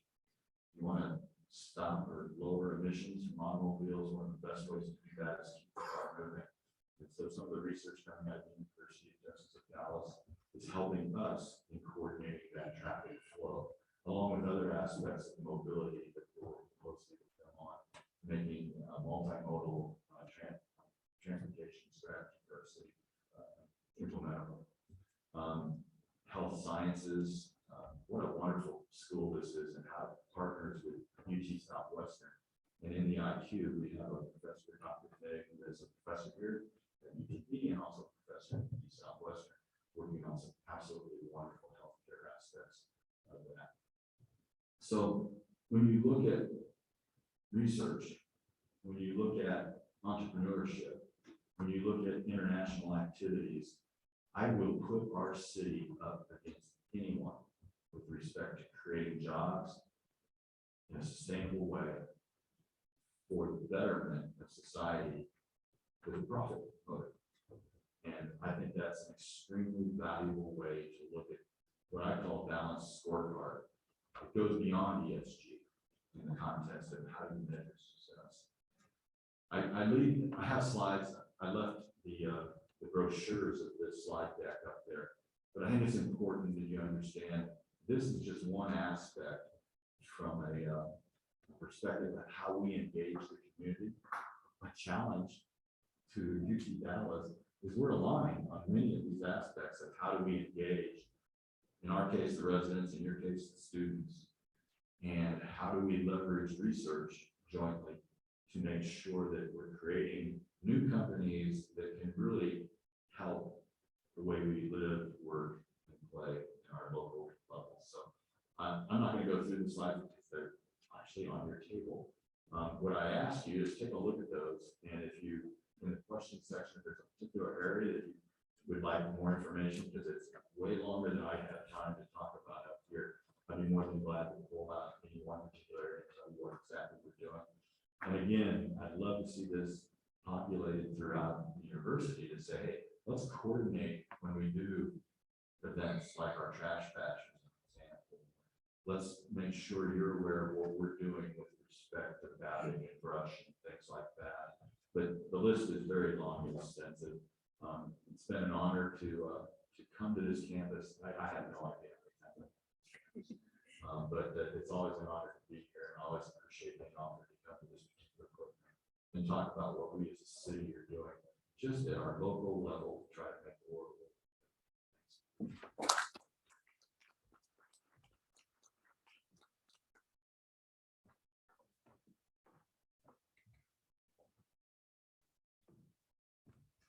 Much to all of our panelists, and now we're going to be moving into the Q&A portion, so if my microphones can come up, and I will take any questions from the audience.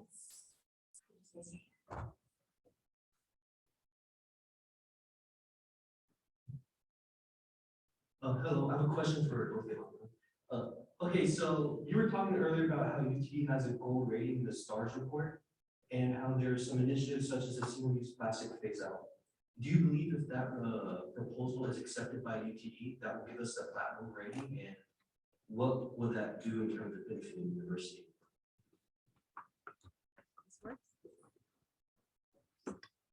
I don't know. Does it work?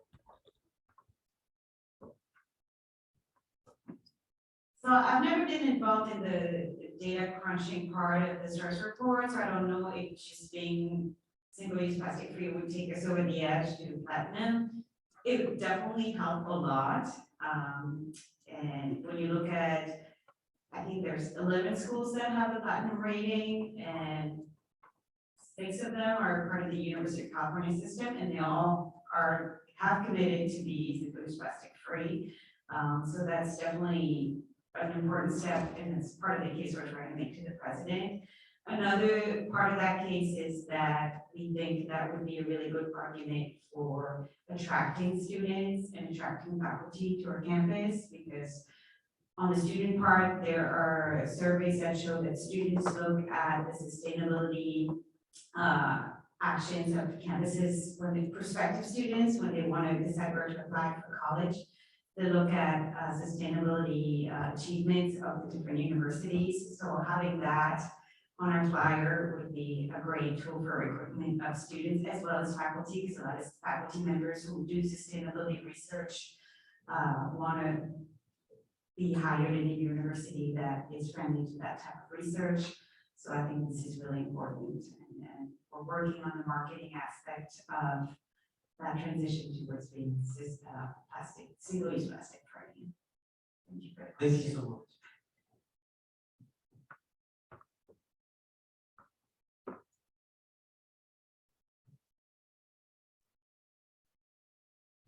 I had a comment for Mayor Volker, or a question. I thought I was coming to Dallas when I got in an airplane, and here I am in Richardson. How many Richardsons are there in Dallas? In other words, if you have the mayors of all the little, how many are there? So if you're familiar with local government structure, from a federal perspective, you form metropolitan planning organizations, MPOs. In the North Texas area, our MPO is the North Central Texas Council of Governments, which I serve as executive director on. I also serve as the president of the Metroplex Mayors Association. So we meet as mayors once a month. There's 16 counties in that metropolitan planning organization, and probably if you look at all those counties, there are, besides Dallas and Fort Worth, which are both over 500,000, we have 13 cities in the North Texas area that are over 100,000 in population. Richardson's 125,000. And if you're not from this area, the Metroplex just hit 8 million people. We're on track to be bigger than Chicago's metropolitan area in 4 or 5 years. So you are in Richardson. We're proud of this university. It was founded by the founding members of Texas Instruments. I worked for Hewlett Packard for 20 plus years. Dr. Benson always talks about this. Use an example, Hewlett Packard is the grandfather of Silicon Valley. Bill and Dave came out of Stanford. UTD came out of TI. Think of that in the context of industry and the private sector industry, academic and private sector industry relationships. This university was founded because industry knew they needed a tier 1 research university in this area to compete with Silicon Valley, Boston, Research Triangle Park, and other areas around the globe. So I hope that answers your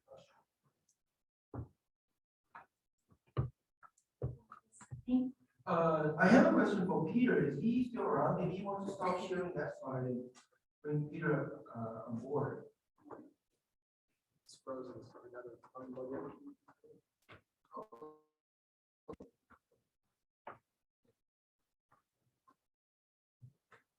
Peter's on. He's on. Yeah, just gotta reconnect it. It froze. Peter, can you hear me? Can you hear us? Yeah, Peter can hear you. Put a thumbs up. All right, Peter.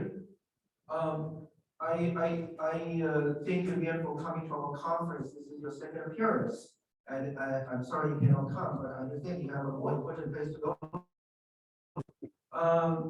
So as someone who does research and teaches entrepreneurship, this is wartime entrepreneurship, which is a new category to most of us. So I know you were running out of time, but now we have a few minutes. I'm just curious, if you want to help an entrepreneur, other than a virtual online entrepreneur, right? If there's a physical entrepreneur, someone who wants to set up a restaurant or a car truck shop, and your facility can be hit by a Russian missile tomorrow, I'm sorry to say. So what about the financing aspect? Who's going to do insurance if there is any, right? I'm just curious about these, more mundane details. How we or you and your organization, together with local stakeholders, can help promote this kind of wartime entrepreneurship, because I realize we want to promote development, not just aid, right? So that is my burning question for you. Thank you.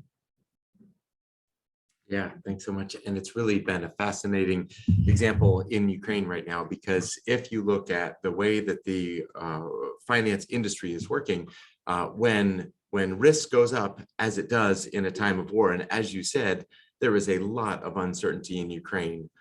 What, from a market standpoint, would you need to do to interest rates to cover that increased risk? Well, we know we do. You have to increase the interest rates. And so the formal financial sector in Ukraine has essentially doubled its interest rates over the last several months to accommodate for this fact that there is a lot of risk right now. The piece that I wonder about is, I think more of a spectrum, and I think of the need for market return capital. I think of the need for kind of almost like the first in capital that's willing to take higher risk, the angel investor type approach. And then I think of the philanthropic capital. And I would say there is a time and a place for all of them. And right now in Ukraine, when you think about all the obstacles that our Ukrainian friends are dealing with trying to rebuild their country, and then you figure out, and to get capital, it's now going to be twice as expensive in many places. That means it's close to 100% APR is the interest rate that Ukrainian entrepreneurs would be required to pay to get access to capital right now. And we think this is an opportunity for a hybrid approach to say, no. Given everything that's going on, given that it's no longer in the time of relief, we think this is a time to decrease those interest rates, to subsidize them, knowing that there is high risk, but to put more capital to work. And then the other thing that I think is just so critical is oftentimes you think about the tools that are required for entrepreneurship, and we're doing everything we can to get capital. But I think there's another piece, which is just the power of presence. And just the fact showing up or calling individuals and saying, we are with you as you rebuild your nation. And there's something about just the simple act of presence that our staff just able to be with individuals to say, we are here with you as you rebuild your nation. I think there's something really powerful with that. So I guess two answers to your question. One is kind of the broader understanding of there's different types of capital. And I think in a situation like Ukraine, we need a different model than just a risk-adjusted rate of return, given what's happening in Ukraine. And to also understand that the heart of entrepreneurship, you got to cultivate hope. That is not a fluffy term. That is a concept that changes everything in your willingness to invest and wait and take risk. And so how can we also encourage, spur on the good that's happening, even as we're making these investments as well. And that's, again, why I just believe it is important to show up next week in Ukraine, is to simply say, we are with you as you are rebuilding your nation. Thank you. And we have one more question, or time for one more question. Good morning, Sheila Glover from Northeastern University in Boston. Hi, this is Mike Becker. Thank you very much for making these conferences possible. I've been to all of them. I wanted to just have have you address a little bit more your hardened view of philanthropy and how to steer clear of just the keeping on mission and not throwing away money. Could you just address a little bit more? What are some of the key things that you see to direct philanthropy in the right way? Yeah, so there's an unending need for funds in the nonprofit world and NGO world. Everybody's got a concept and an idea, and everybody's lacking funds for that idea. And so then it becomes more of a vetting operation and saying, okay, tell me about what your concept is. And they say, well, I need to make $100,000 a year, and I need a nice office, and I need this, and I need that. And so you go, okay, I've got it. And then I go, now I contrast that with, somebody in India that I know that's, established 600 institutions, throughout the country, and are helping, thousands and thousands of people and training leaders and doing it on a shoestring budget. And so you go, okay, so we're going to take money from this group that's got the output, and the leadership training, and we're going to take that from this group and give it to you so you can have, a nice office and a steady salary. Do you mind going with me to go visit these people and let them know that you are taking their money from them so you can be comfortable over here? So you just kind of see that, when you first step into the nonprofit world or the philanthropy, and I worked a long time in the nonprofit world, several years. And my mom, in fact, who this is named after, she was in the nonprofit world on the fundraising side, hospitals, different institutions, education as well. And so I learned a lot from her, and then, kind of transfer that, but it's all about vetting. And, it's interesting because the people who are standing next to the people with the money usually get the money because they're the loudest in the ear of the person with the money. But, I was talking to somebody here who's going to be in Mozambique next week. Nobody wealthy is standing in Mozambique, so it's not like you can say, oh, well, let me turn my person around the corner and ask for money. It's Mozambique is on their own pretty much, unless you have some nonprofit groups that are doing stuff there. But if you've got a limited amount of resources and you're trying to spread them over an infinite amount of need, then it becomes a vetting operation, and you just have to just forego the temptation to just give to the first person who's standing next to you who's asking, because there's always going to be that ask, and say, let me do the hard work of seeing, hey, is there more need someplace else and less opportunities? And how can we get the funds to that group? For example, in Haiti, I've been there 3 times, and after the earthquake, and then different things, and I was talking with somebody, I won't say who they were, but they were with the either the UN, either the World Bank or the IMF, I won't say, but anyways, we were having coffee here in the States, and they said, looking back on it, we should have done more due diligence on the vetting of where the funds go, because it ended up going to the wrong people who already had the funds, and then the people who are in desperate need got nothing. And that's what happened when you have giant piles of money, especially money that you guys have given. I mean, if you're paying taxes in the United States, you're on the hook for $250,000. That's your share of the debt that you need to pay, even though you didn't make any of those decisions. And so when I give to Ukraine, or I give to Haiti, or I give to wherever, I always think, okay, the resources, inevitably are not mine, but I'm trying to be a good steward of those. But you know, it's easy to evaporate. Yeah, and your $250,000 that you're on the hook for, that you didn't have any decision-making process, at least you get to hand that down to your children and grandchildren to pay off. You know, that's the benefit of that. You go, oh, well, you know, it happened under my watch, but we'll just pass it down to the next generation.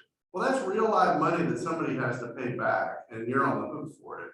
And so it kind of makes, you know, on the philanthropy side, it just kills you, because you go, okay, I know how hard that money was to make on this side, and then you give something, and it totally gets dwarfed by big government flows, you know, you know, not from the people who made money, but the people who their job is to spend money that's not there.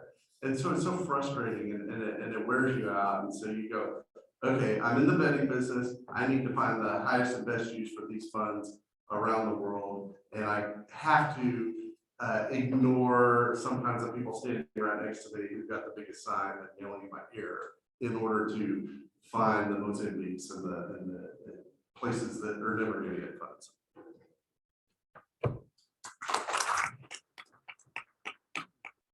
So much for your question. Unfortunately, due to time constraints, we're going to be moving forward into our next panel. So thank you so much. Continue the conversation. We can continue it during lunch.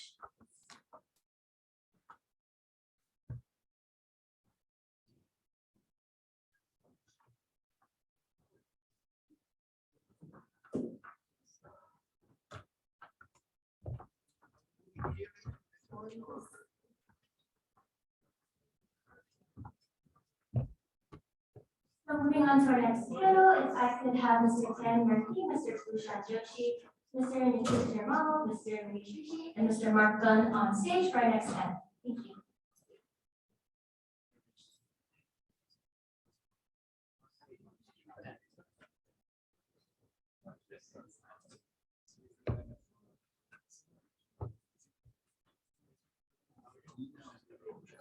So we may have one. So how do we do this?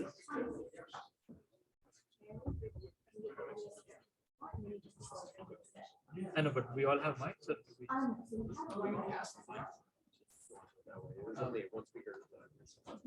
Okay. But everybody can speak from where they are, right? Oh, yes, I'll be able to. Oh.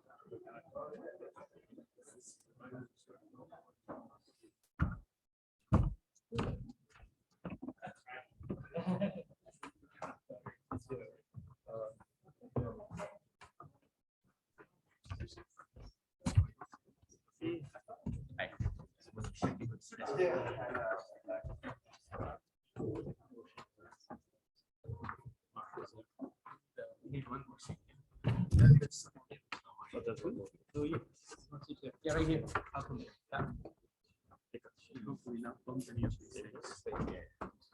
That's always up to us.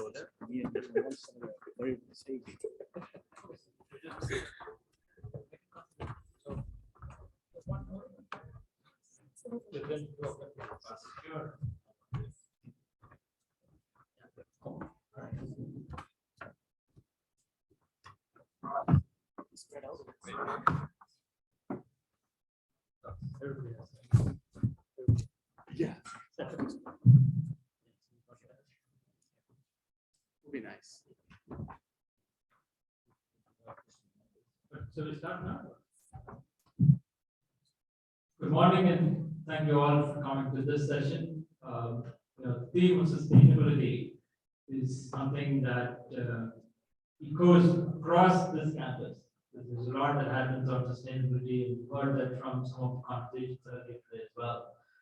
So in today's panel here, we're going to talk about how technology can be leveraged to impact the UN Sustainable Development Goals. That really is the intent of this panel.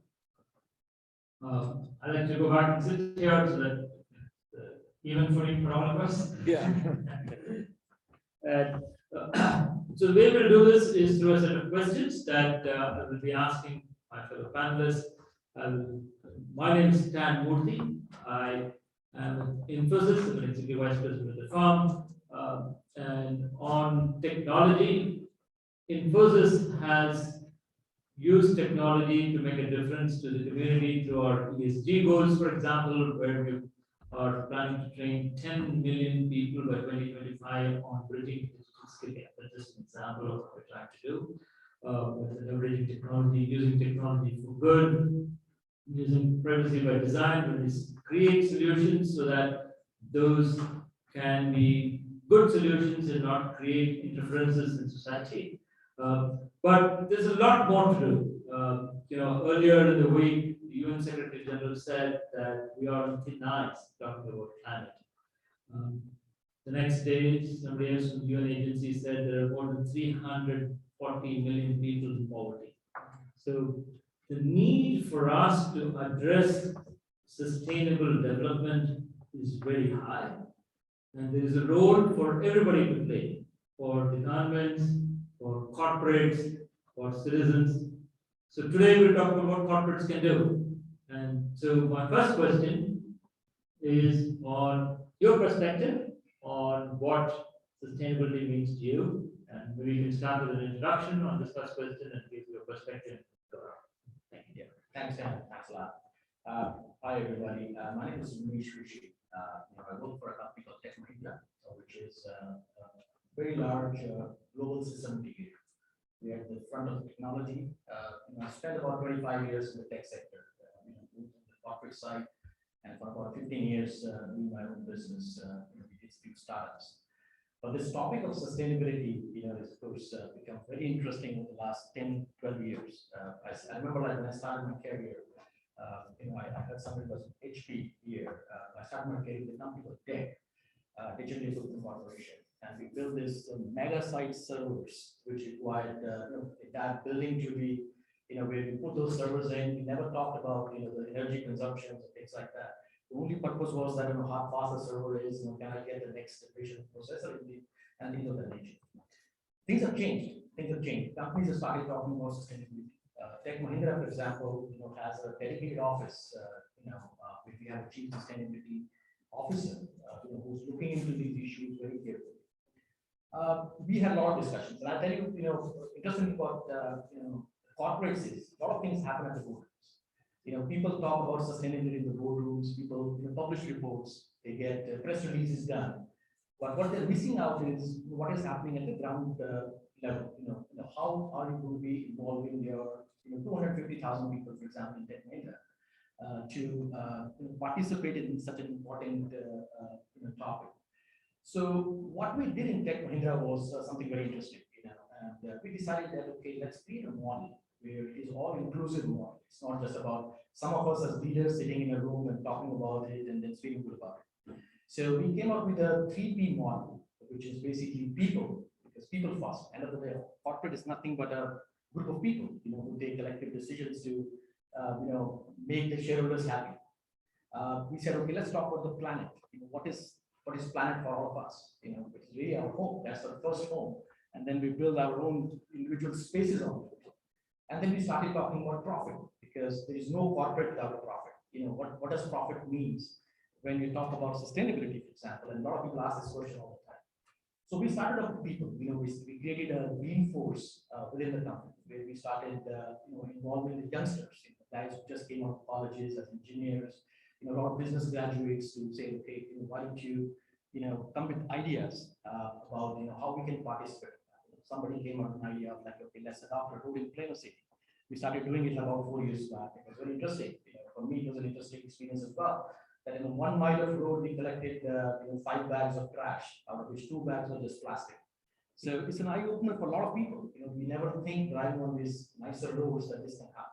We started these youngsters asking about why it is important to switch off their computer. Like very small things. We are not even talking about growing trees in the Amazon jungles. For simple things, once you start to make involvement of people, then they start to understand what it is. Dan talked about the UN guidelines, which came out in 2012. I had never read them before, because at the time me and you talked. But the moment we started talking to the larger group, so people were awake that, okay, we never thought, there's such a large problem, such a big issue, and then we came to planet.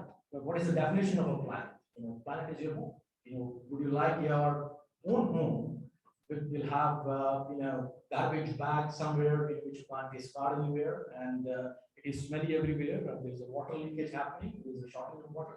People say no. So planet is our home, as part of this big universe.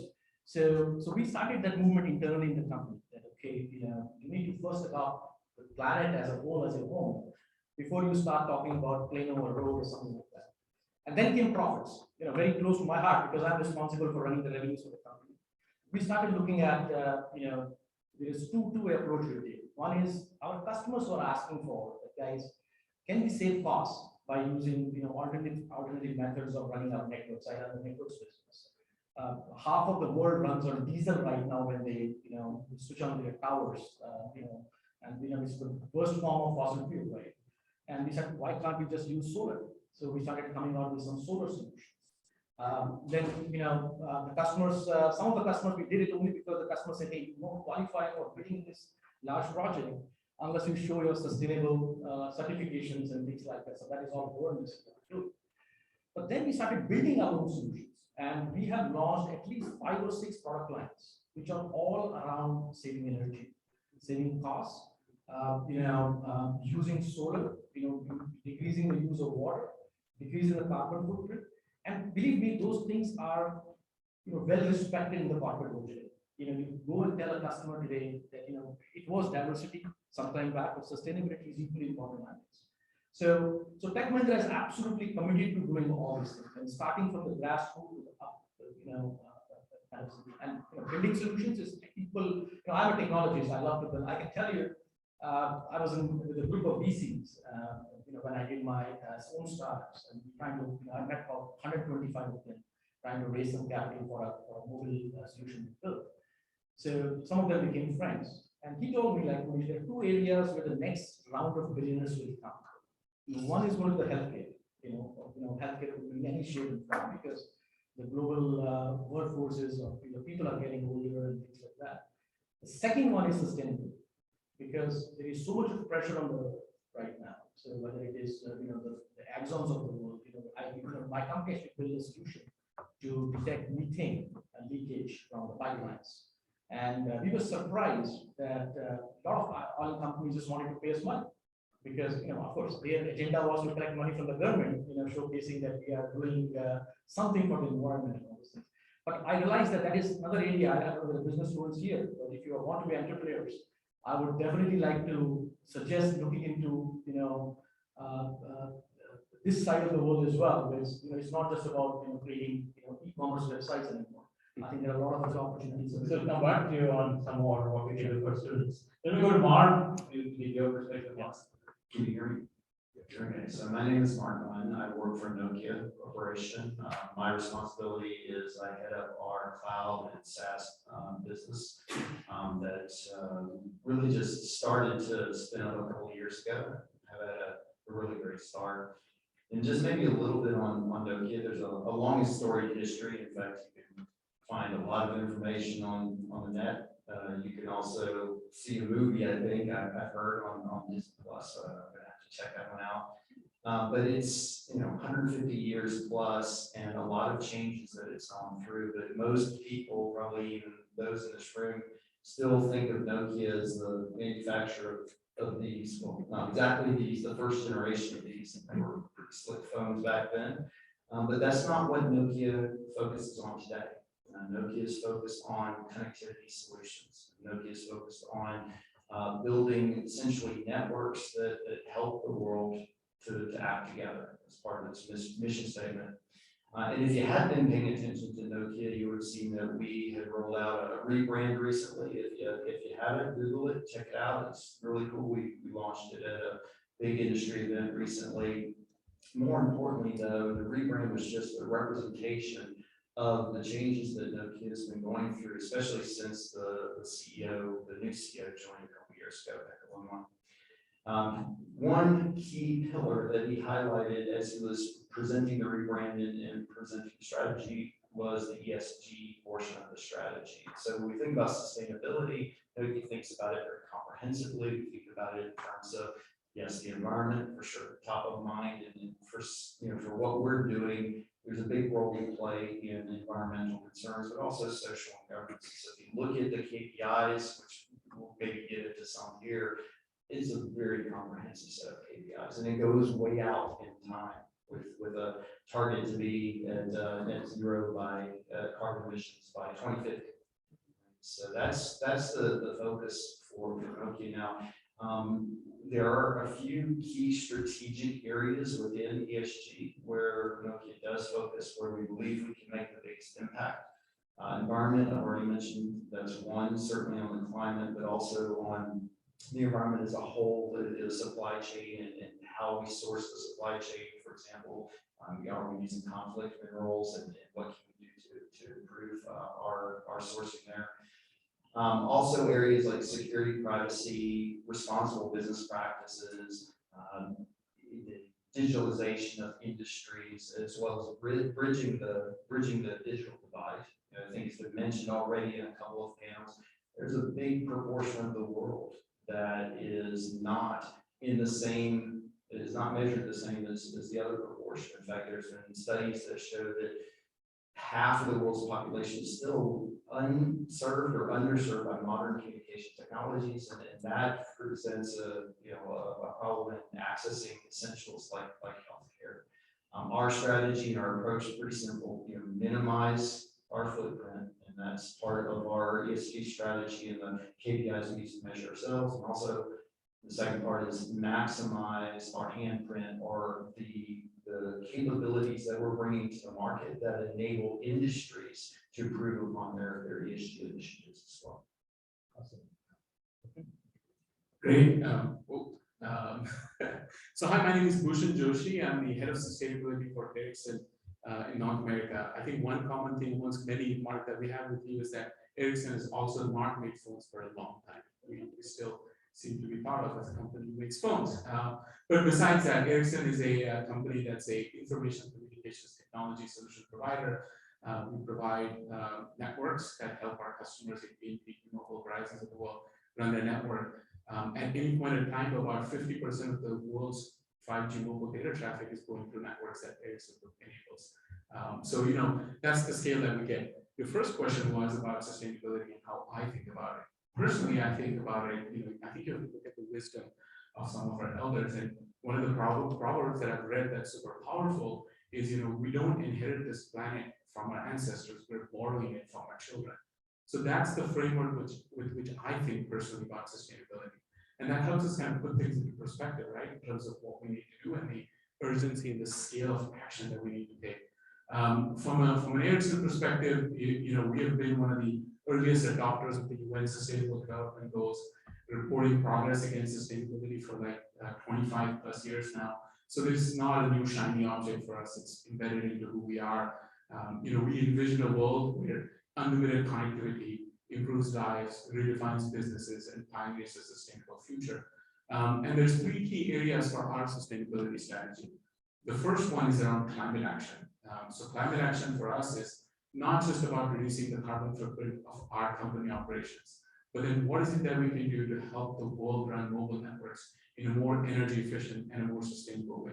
That drives the innovation that Ericsson does to develop new 5G technology that is exponentially energy efficient. The second aspect of that is how we reduce the impact of our own company footprint, which is not really that large when you think about the whole value chain, right? Majority of our carbon emissions are our products sitting in our customers' networks using energy. So that's a big focus for us. The second aspect is digital inclusion, connecting the unconnected. Mark, you talked about digital divide. Bridging the digital divide is a challenge in the US, and we're the most powerful, most richest country around the world, and we still haven't connected people. Right here in Dallas, maybe, right? And when you look at the global perspective, now that challenge is more amplified by economic challenges. The second aspect of that is it's not about just getting connected, but it's actually having the skills to leverage the power of connectivity when you are connected. So it's about digital literacy.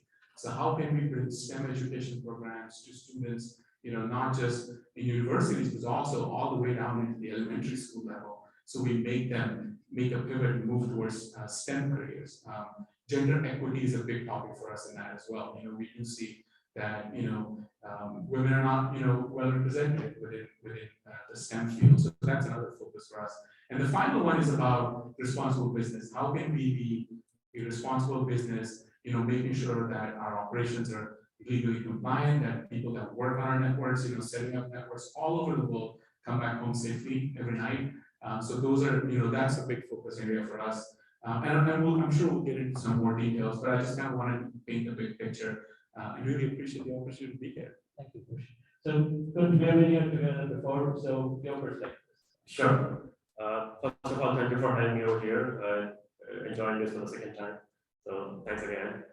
I'm Nikhil Shirpal. I work with Amazon. I am the head of international expansions. What that means is I lead launching Amazon into new countries, primarily on the retail businesses. I'm going to go a little bit off the tangent and talk.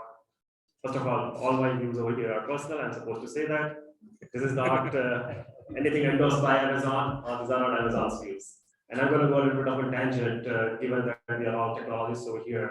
I would rather talk about how technology can actually help with UN sustainable goals. Yeah.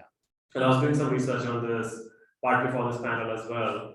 I think, and when I look at all the connections that have been established between the world and how technology enables the world today, I think all 17 goals, technology can play a significant role. I don't want to go over all 17 right now, but some of the key ones is, the first one that hits me is no poverty.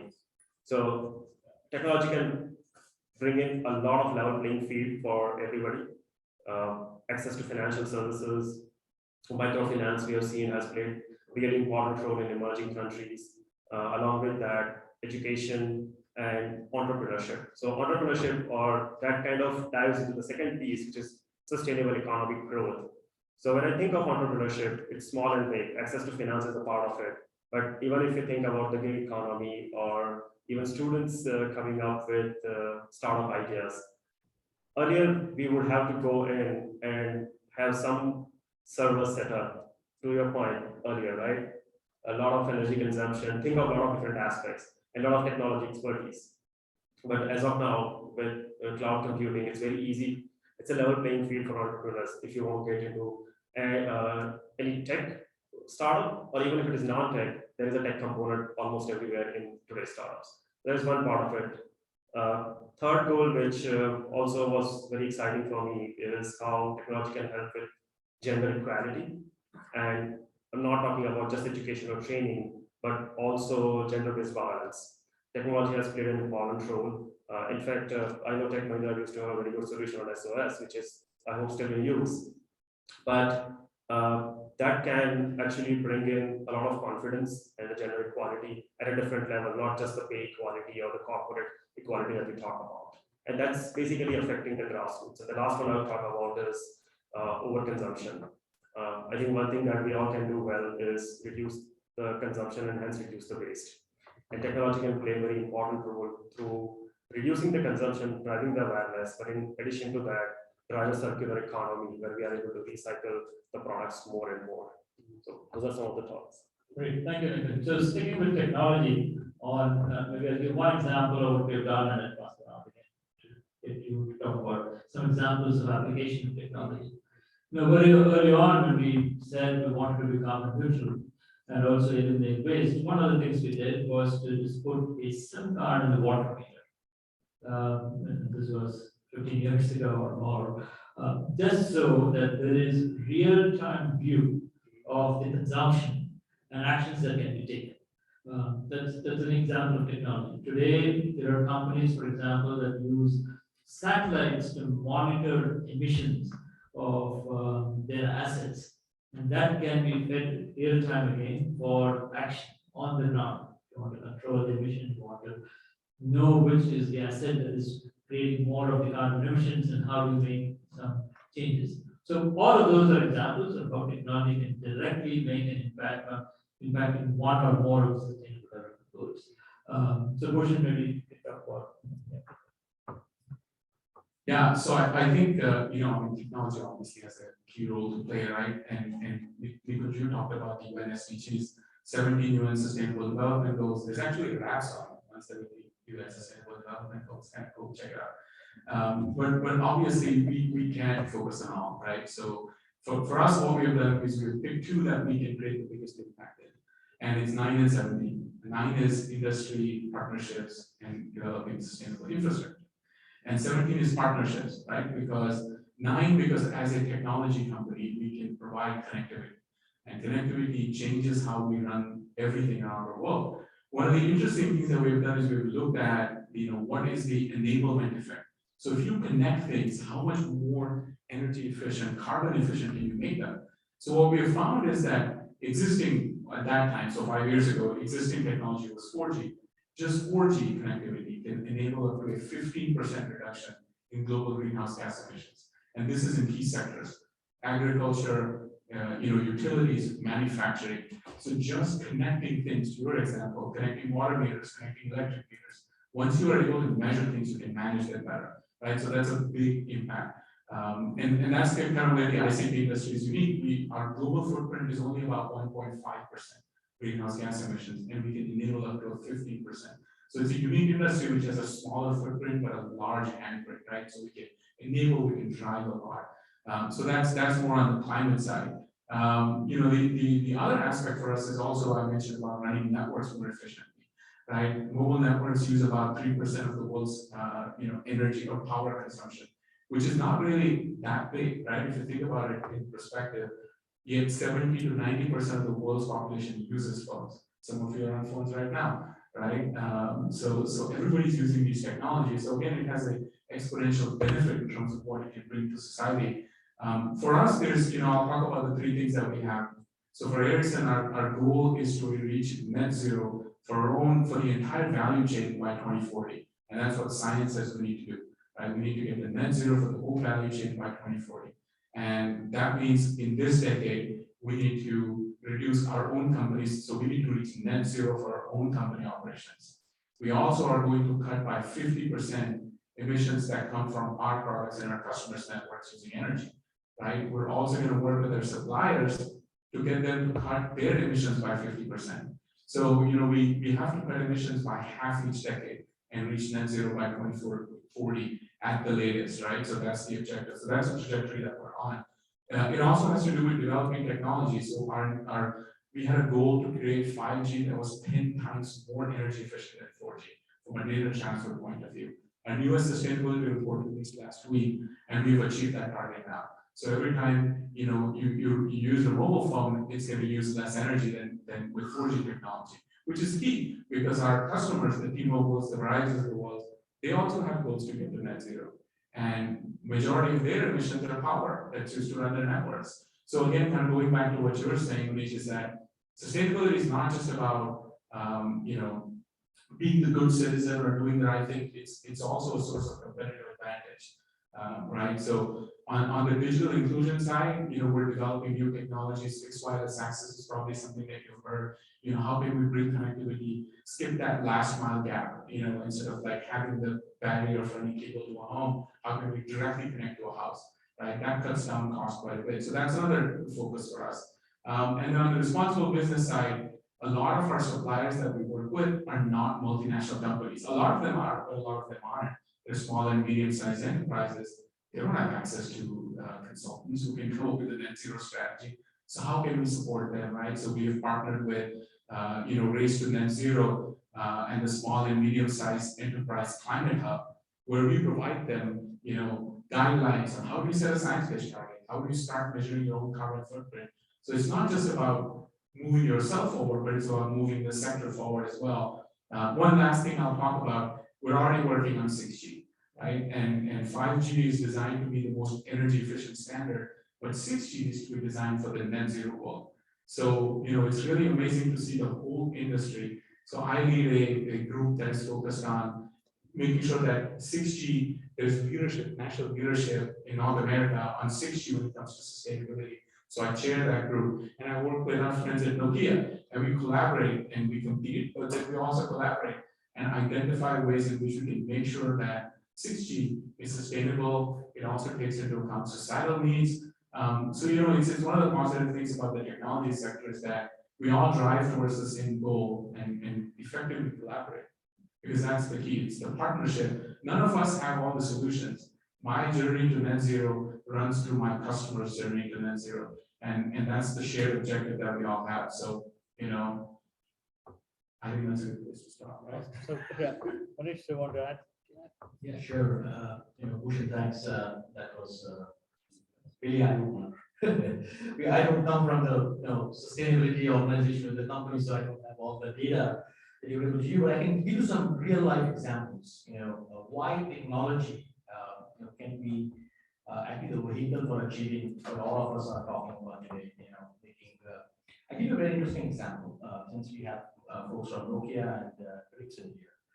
So I'm not sure many of you know, but when the networks are run, we talked about the towers, they require a lot of power, 3% of the energy consumption of the world.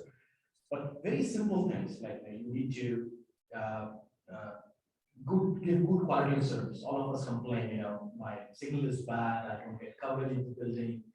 And you guys know that 100 million miles of driving happens every year in the United States alone, just to figure out where those coverage gaps are.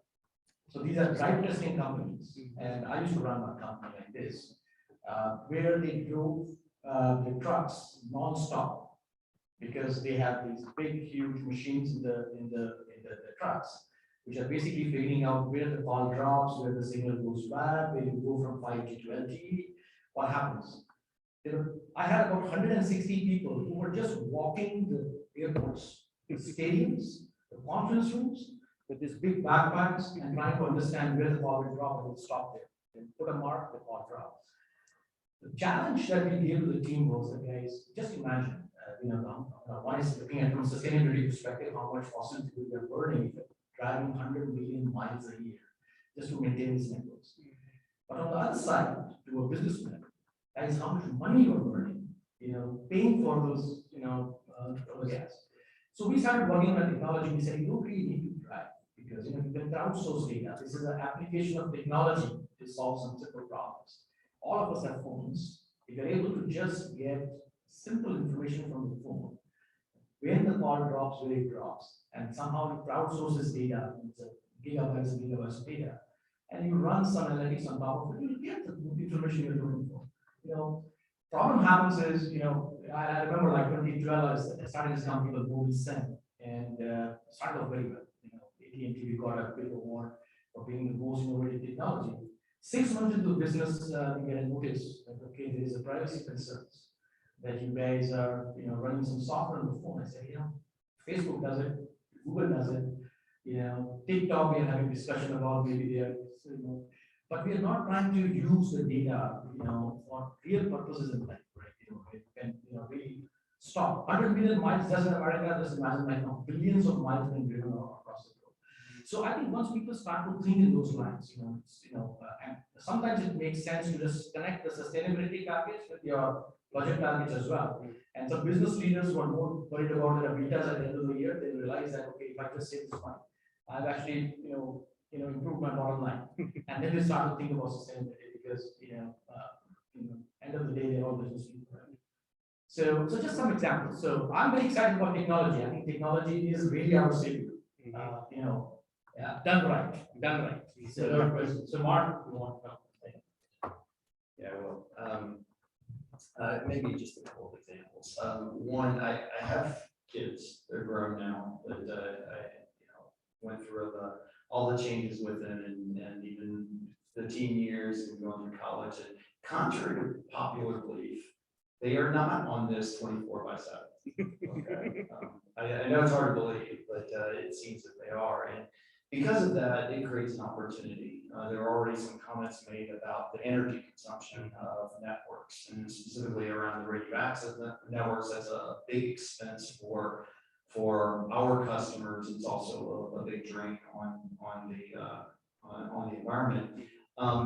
Ericsson would have this, Nokia has this. We have software that is built as cloud software, offered as software as a service that monitors through AI and ML technology, monitors the networks, manages essentially the consumption while making sure that there's enough capacity to serve all of the customers at whatever time of day is necessary. And certainly during the day, the energy or the need is higher. But at times when the need is lower, turning on and off components that just aren't needed, right? So it's a very practical example of ways that we can improve with technology, improve the impact that we have on the environment. Another example, Nokia has a partnership with the Ocean Project.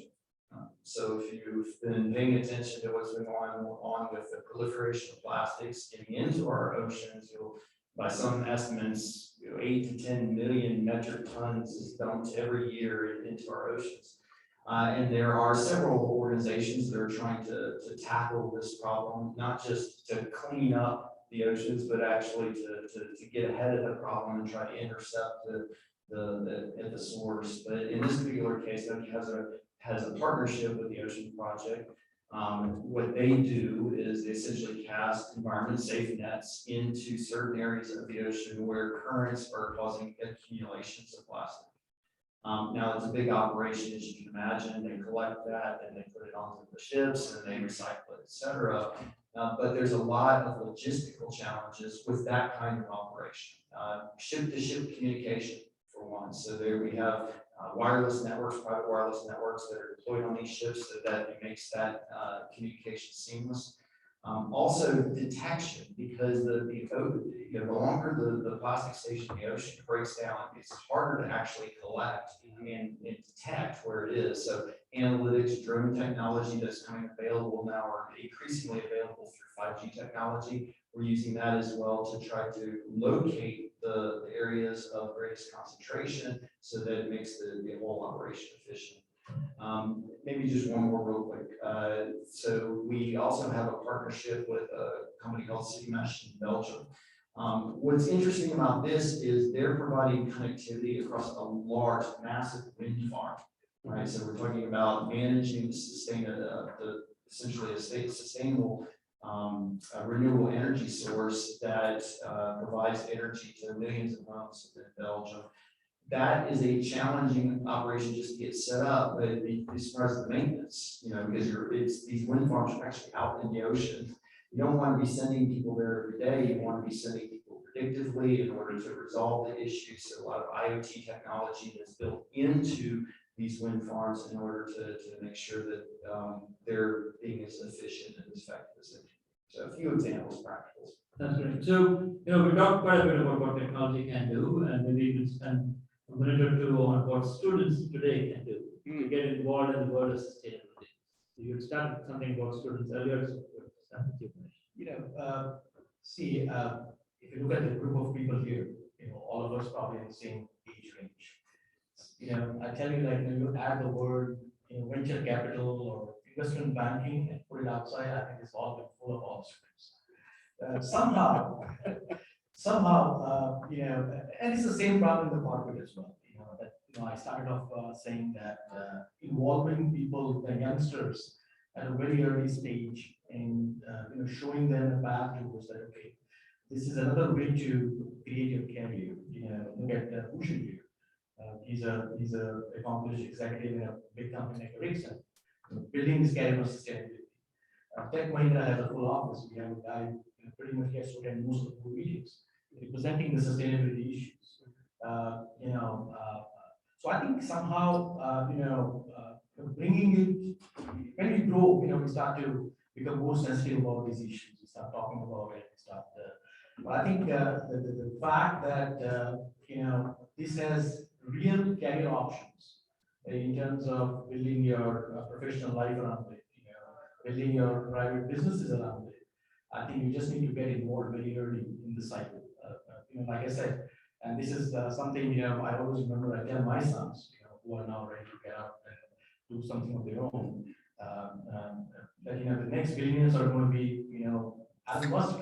Is really a great example. He built a story around sustainability. I built, maybe I don't agree with that fully, but he would build electric vehicles. It's like the biggest example of me helping the environment for some reason. So I think that there's a lot of opportunities like that for students to participate in those. And start looking at, I think there is life beyond investment banking, and I think financial sector, I think you mentioned, that Amazon example you gave about some finances available. If your companies are doing something in the sustainability area and things like that, go for it. I think that's the message to students. Unless you have any particular question, I can answer the question. Yes, we'll open up for questions in a minute. So on the students, you heard quite a bit on what companies are doing with technology, which means one, you know what these companies do, so there's a role for you to play to get involved. Maybe there are opportunities there. The second is, everything that we all talk about is to do with data, which means the approach on data analytics, being a data scientist, all of that are very relevant in the sustainability world. The third is ESG. Where I talked about how the Johnson is on top of ESG. And that is going to be true for ESG is going to be true for every entity, whether it's a corporate or a company. So understanding what it takes to become be on the top on ESG, what are the metrics associated with all of those aspects, economic, social, and governance aspects. Getting to see how to create those reports, where to get the data from. All of those are opportunities. Whether you're a business analyst, you're consulting, data analyst, data scientist, or technology, to use technology. So given that there is so much opportunity, and most importantly, we are borrowing from the future. So the debt is what the students are going to pay more than what we are paying now. So get involved in the journey of sustainability. Maybe we'll open it now for questions, because we have, I think, 8 more minutes on this one. Yeah, go ahead. Thank you for sharing a lot of insights from fantastic Here, use this one.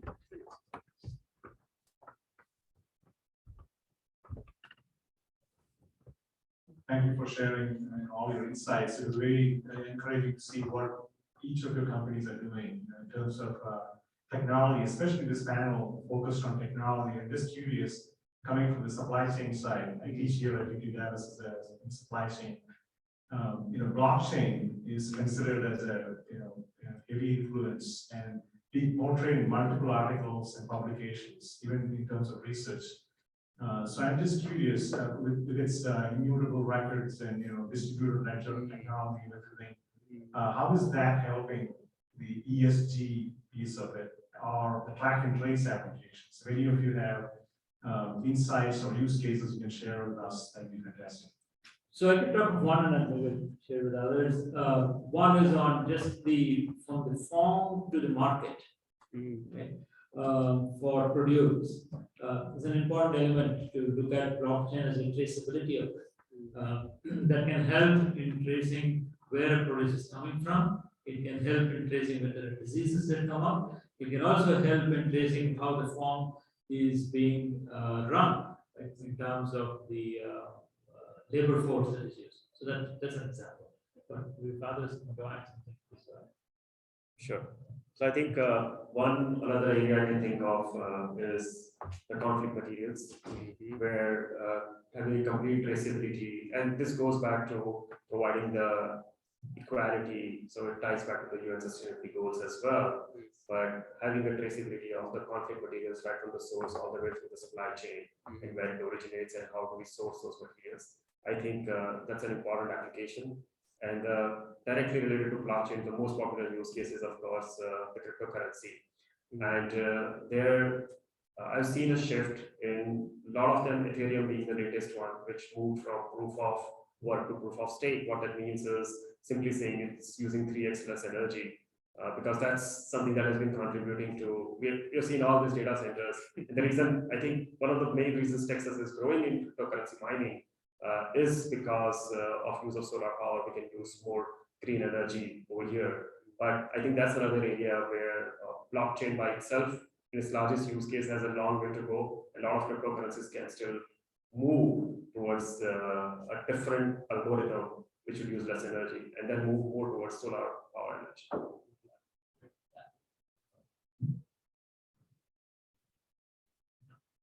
So thank you all for joining us today.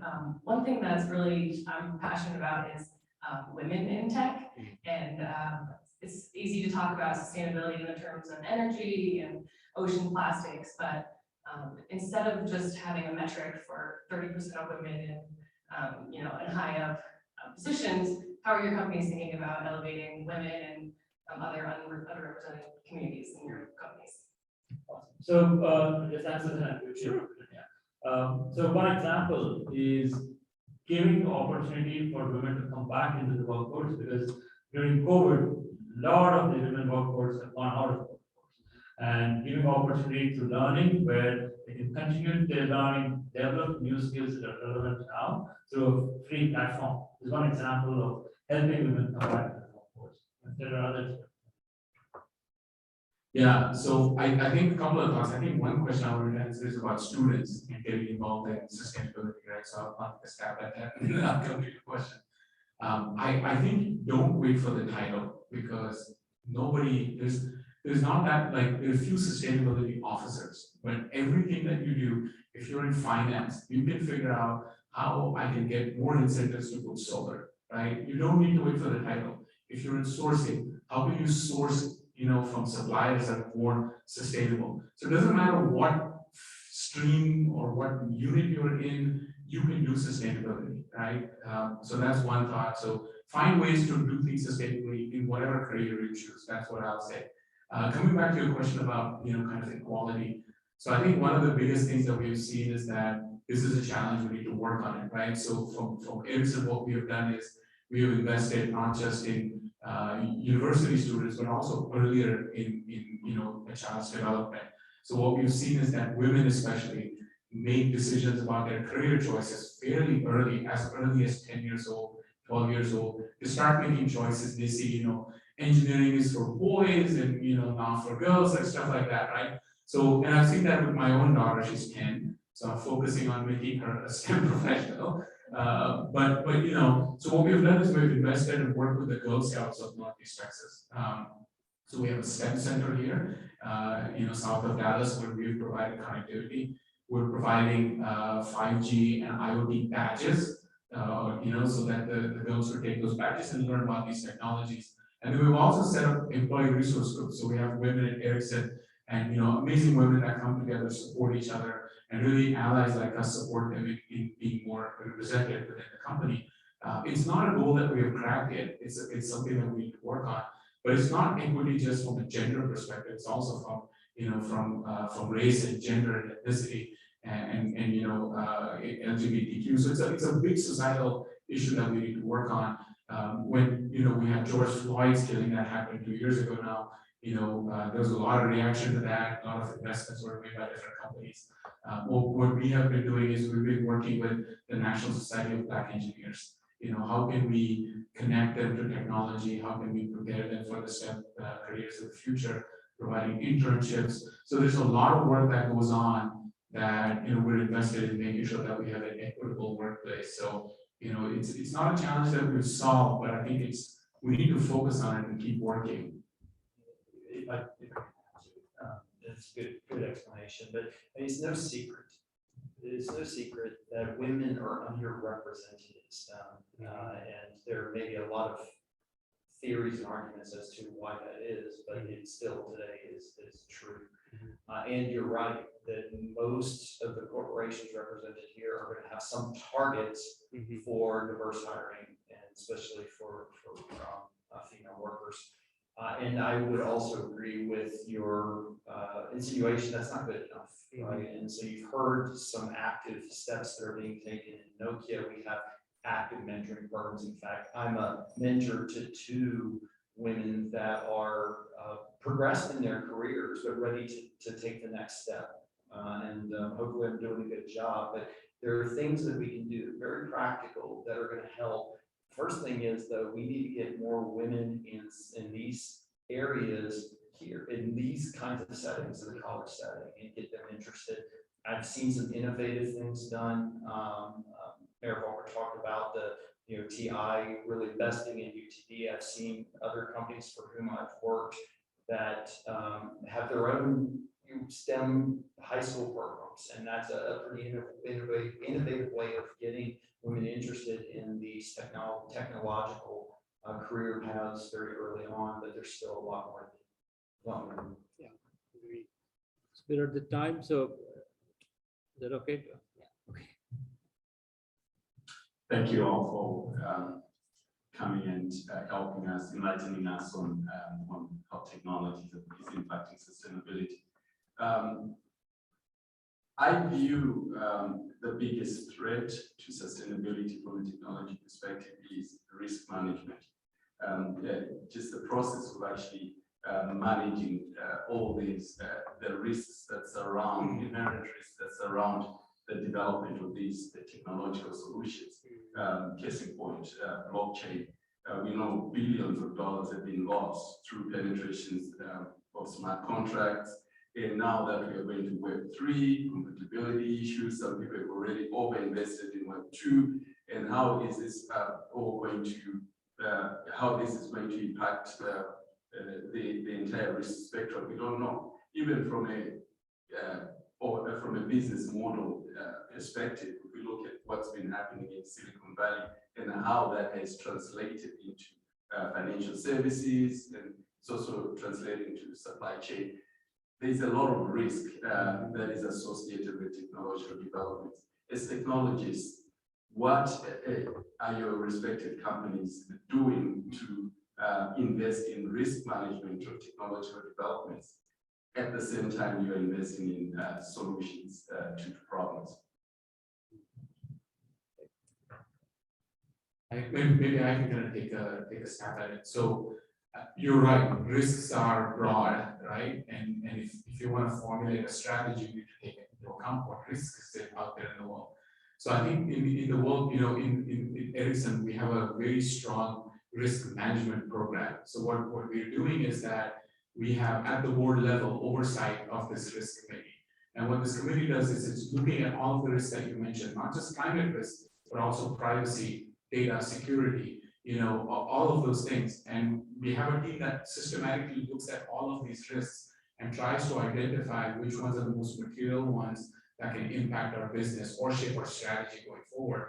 And the team comes up with recommendations that say, you know, let's pick an example of climate, right? So from a climate point of view, the risk is risk to infrastructure for us. It's also the risk that there might be regulations or there might be increased focus on our customers in order to be more sustainable. So then that translates into our strategy, both from a sustainability, but also from an operational point of view, is that how do we innovate more sustainable products, right? The same thing goes with risk or conflict of interest was one of the things that we mentioned, right? So that's a big risk. So what can we do to ensure that we work in coalitions where we can manage that risk more effectively?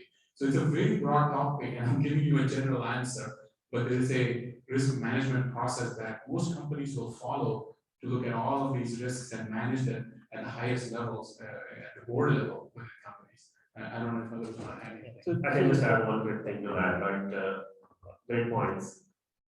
Technology, while it creates the risk, it also provides an avenue to manage those risks. So it's how you use it. So a little different perspective.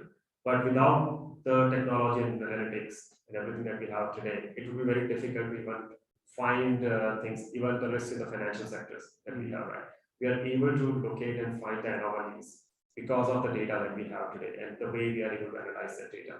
So I think technology is just a tool.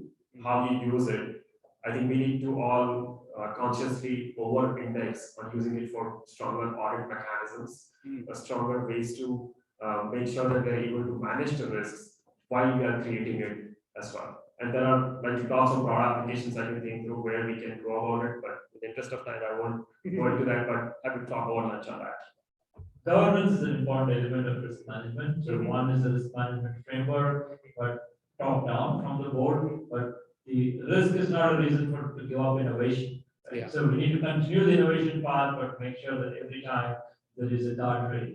You know, as one of the panelists in Dubai on sustainability, and somebody asked, so if we were to look back and see the railroad engine, the rail engine that was innovated at the time, looking back, would you stop investing in it? If you were investing in it this time, would you stop investing in those? Because it has created so much progress, but also a lot of risks that have come about. Right? So we cannot stop innovation because of the fear of risk, but it's very, very important to create these guardrails, which is governance, which is the education and awareness.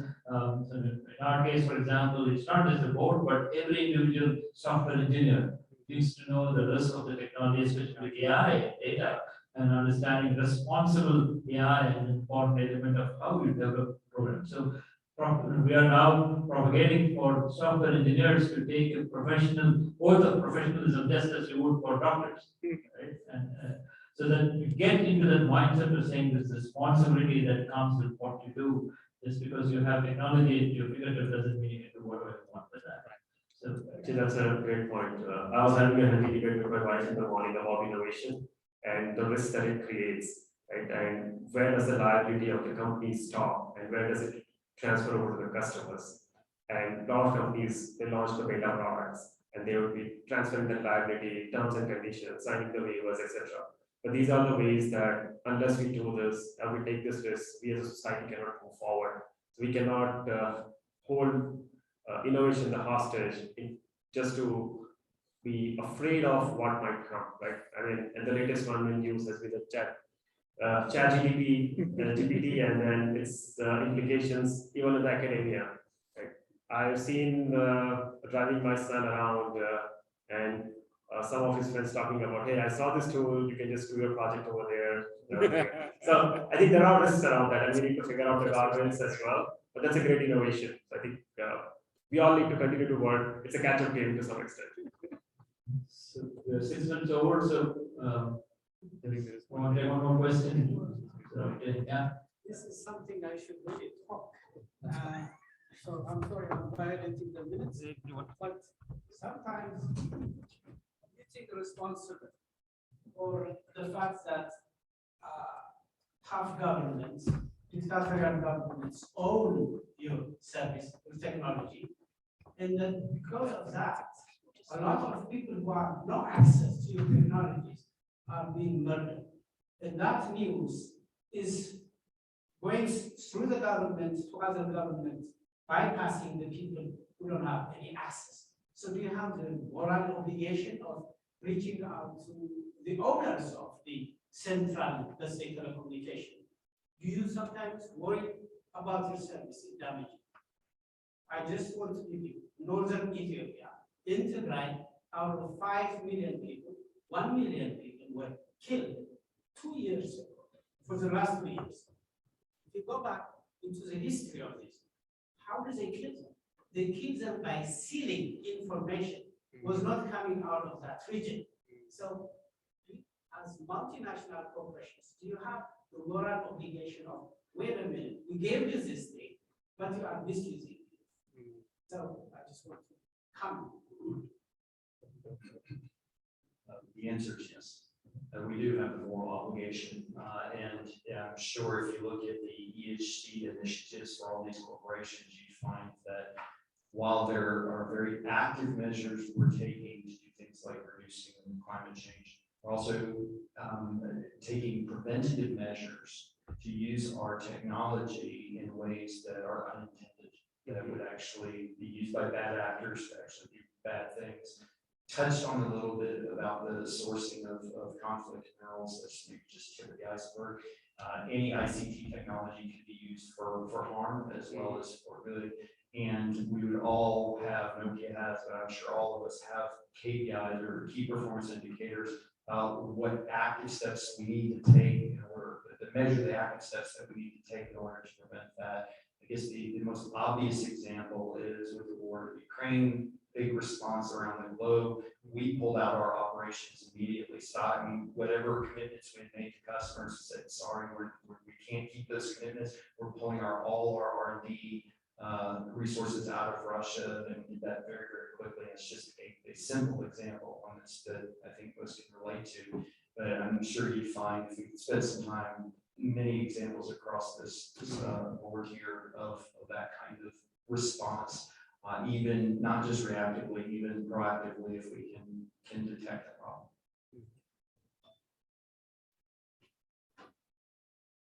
I think I'll echo that we do the same. There is a lot of thought process that goes behind doing amongst all the organizations. I mean, I think just goes beyond the individual organizations, even with the partners. I think as Bhushan, everybody said, Mark, earlier, I think it's going beyond the current ecosystem and holding the supply chain accountable. Part of it, I think, I talked blockchain, for example, leveraging that. So in terms of the services and how they are being used, again, I'll go back to the same thing. Those are the tools. We do try to put in mechanisms to monitor how those are being used and what are the bad actors being there. I think a similar approach, I think, use of technology, like how is it going to be used?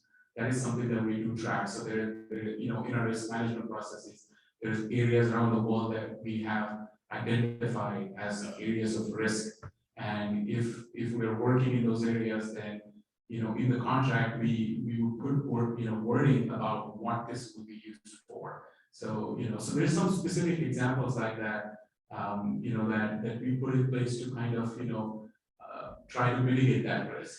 But it's a strategy at the same point in time, right? Like what you were saying, it's technology could be used for the wrong things. What we can do is to manage that risk effectively, and that's something that we are focused on doing. I would say one positive side to that is, in the past, we wouldn't have even known about this. Technology actually enables that this information somehow gets out of that region. Otherwise, we would not have seen any of this information. Yeah, so, interesting thing is, we talk about risk all the time, but, the guys who are misusing the technology, they're one step ahead. So, so the only, it's like a, Tom and Jerry show right now. So you got to keep innovating, the guys go ahead one step and you have to basically go one step ahead. So it's genie's out of the bottle. So there is nothing you can do about it. I think the technology development is happening at the fastest pace right now. And I think in the next 5-10 years, we'll see a very different world. ChatGPT is a fantastic example of how much information is available. Whosoever wants it, and whatever shape and form it wants it. So in reality, I think you have to keep innovating. And the answer is in innovation. So, Yeah, somebody who had one question, maybe stop with that one last question. Thank you for coming here and for the time and for the opportunity to ask the question. So for these all the corporate companies which are working in the developing countries, how you guys are helping the underdeveloped countries or the emerging countries with the tremendous changes in climate change. Like last year, Pakistan was underwater, but it doesn't have much of contribution on the pollution or creating the climate change. And other countries, India and other, which are facing a lot of difficulties because of that. And the other sad thing is they don't have the economy to come out of it once they face these challenges. And it is not unlike the United States, we allow climate changes, which is affecting, but we have a strong economy, which is helping us to do that. So how these companies are helping in also with the innovation, I have seen that a lot of devices which are innovated and the produce which are old ones are dumped in the developing countries, and which is contributing to the climate change a lot as well. How we are helping with that. Yeah, so we give a couple of examples that I'll speak about. So one is, for example, in India, it's not just the education part that we're significantly, but also investment in creating smart cities, in creating, people used to use kerosene for cooking, right? Translating that to being able to use electricity where possible, or solar cooking as a way for them to not only get power and cooking, but also to get out of fossil fuel. So investments in those kinds of things to make sure that people livelihood is addressed, but at the same time some of these issues don't come up. Or examples, building hospitals for people at the time of COVID to create hospital beds in our campus for vaccination to happen. All of those are examples of working closely with the community. I can share kind of three quick examples. So the first one is around climate, disaster recovery. So, as we're seeing more and more intense and frequent storms happening around the world, including the one, the floods in Pakistan that you mentioned, one of the things that Ericsson has always had is this program called Ericsson Response. So when there's a disaster like Philippines, right, and the hurricane wipes out the terrestrial networks, you don't have access to communication anymore, even organizing relief efforts becomes impossible. So Ericsson, working with the UN, have this Ericsson Response Program that's staffed entirely by Ericsson volunteers. These are people who have, picked up these skills, and they literally go into these disaster locations and they set up a temporary network. And they'll set that network up. They will allow relief agencies to access, organize relief efforts, and when they're done, they'll wrap it up and they'll come back, and then they'll get deployed again. So, a great example of disaster recovery. The other thing is about climate mitigation, so how do we prepare ourselves? How do we adapt for climate change? One of the things that we have done is invested in this project called 1 Million Trees.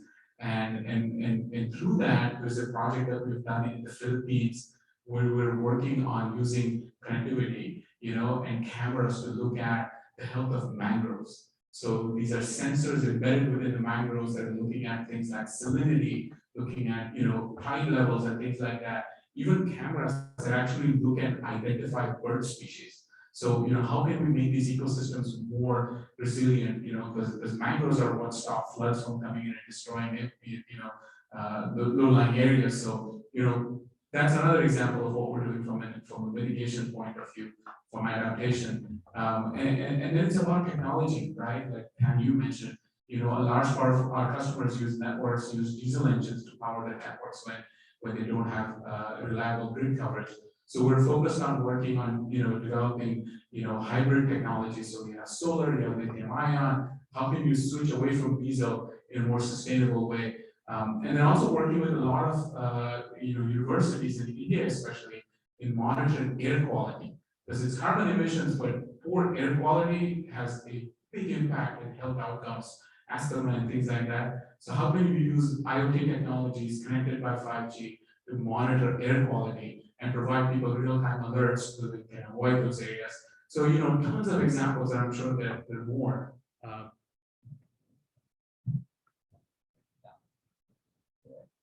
Thank you so much. Thank you. Thank you. So much to all of our panelists. Right now, we're going to make your lunch, so if you go to that side over there, you're welcome to enjoy. We do have vegetarian options for you guys as well, and we'll come back at 1 p.m. Thank you.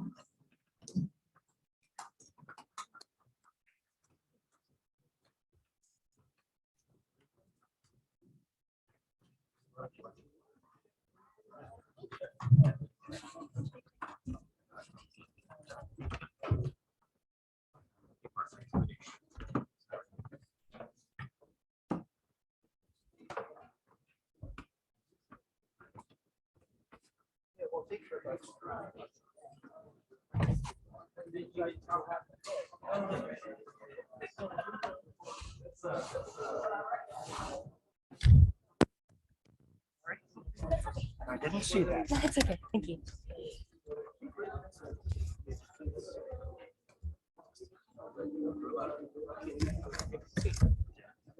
It is a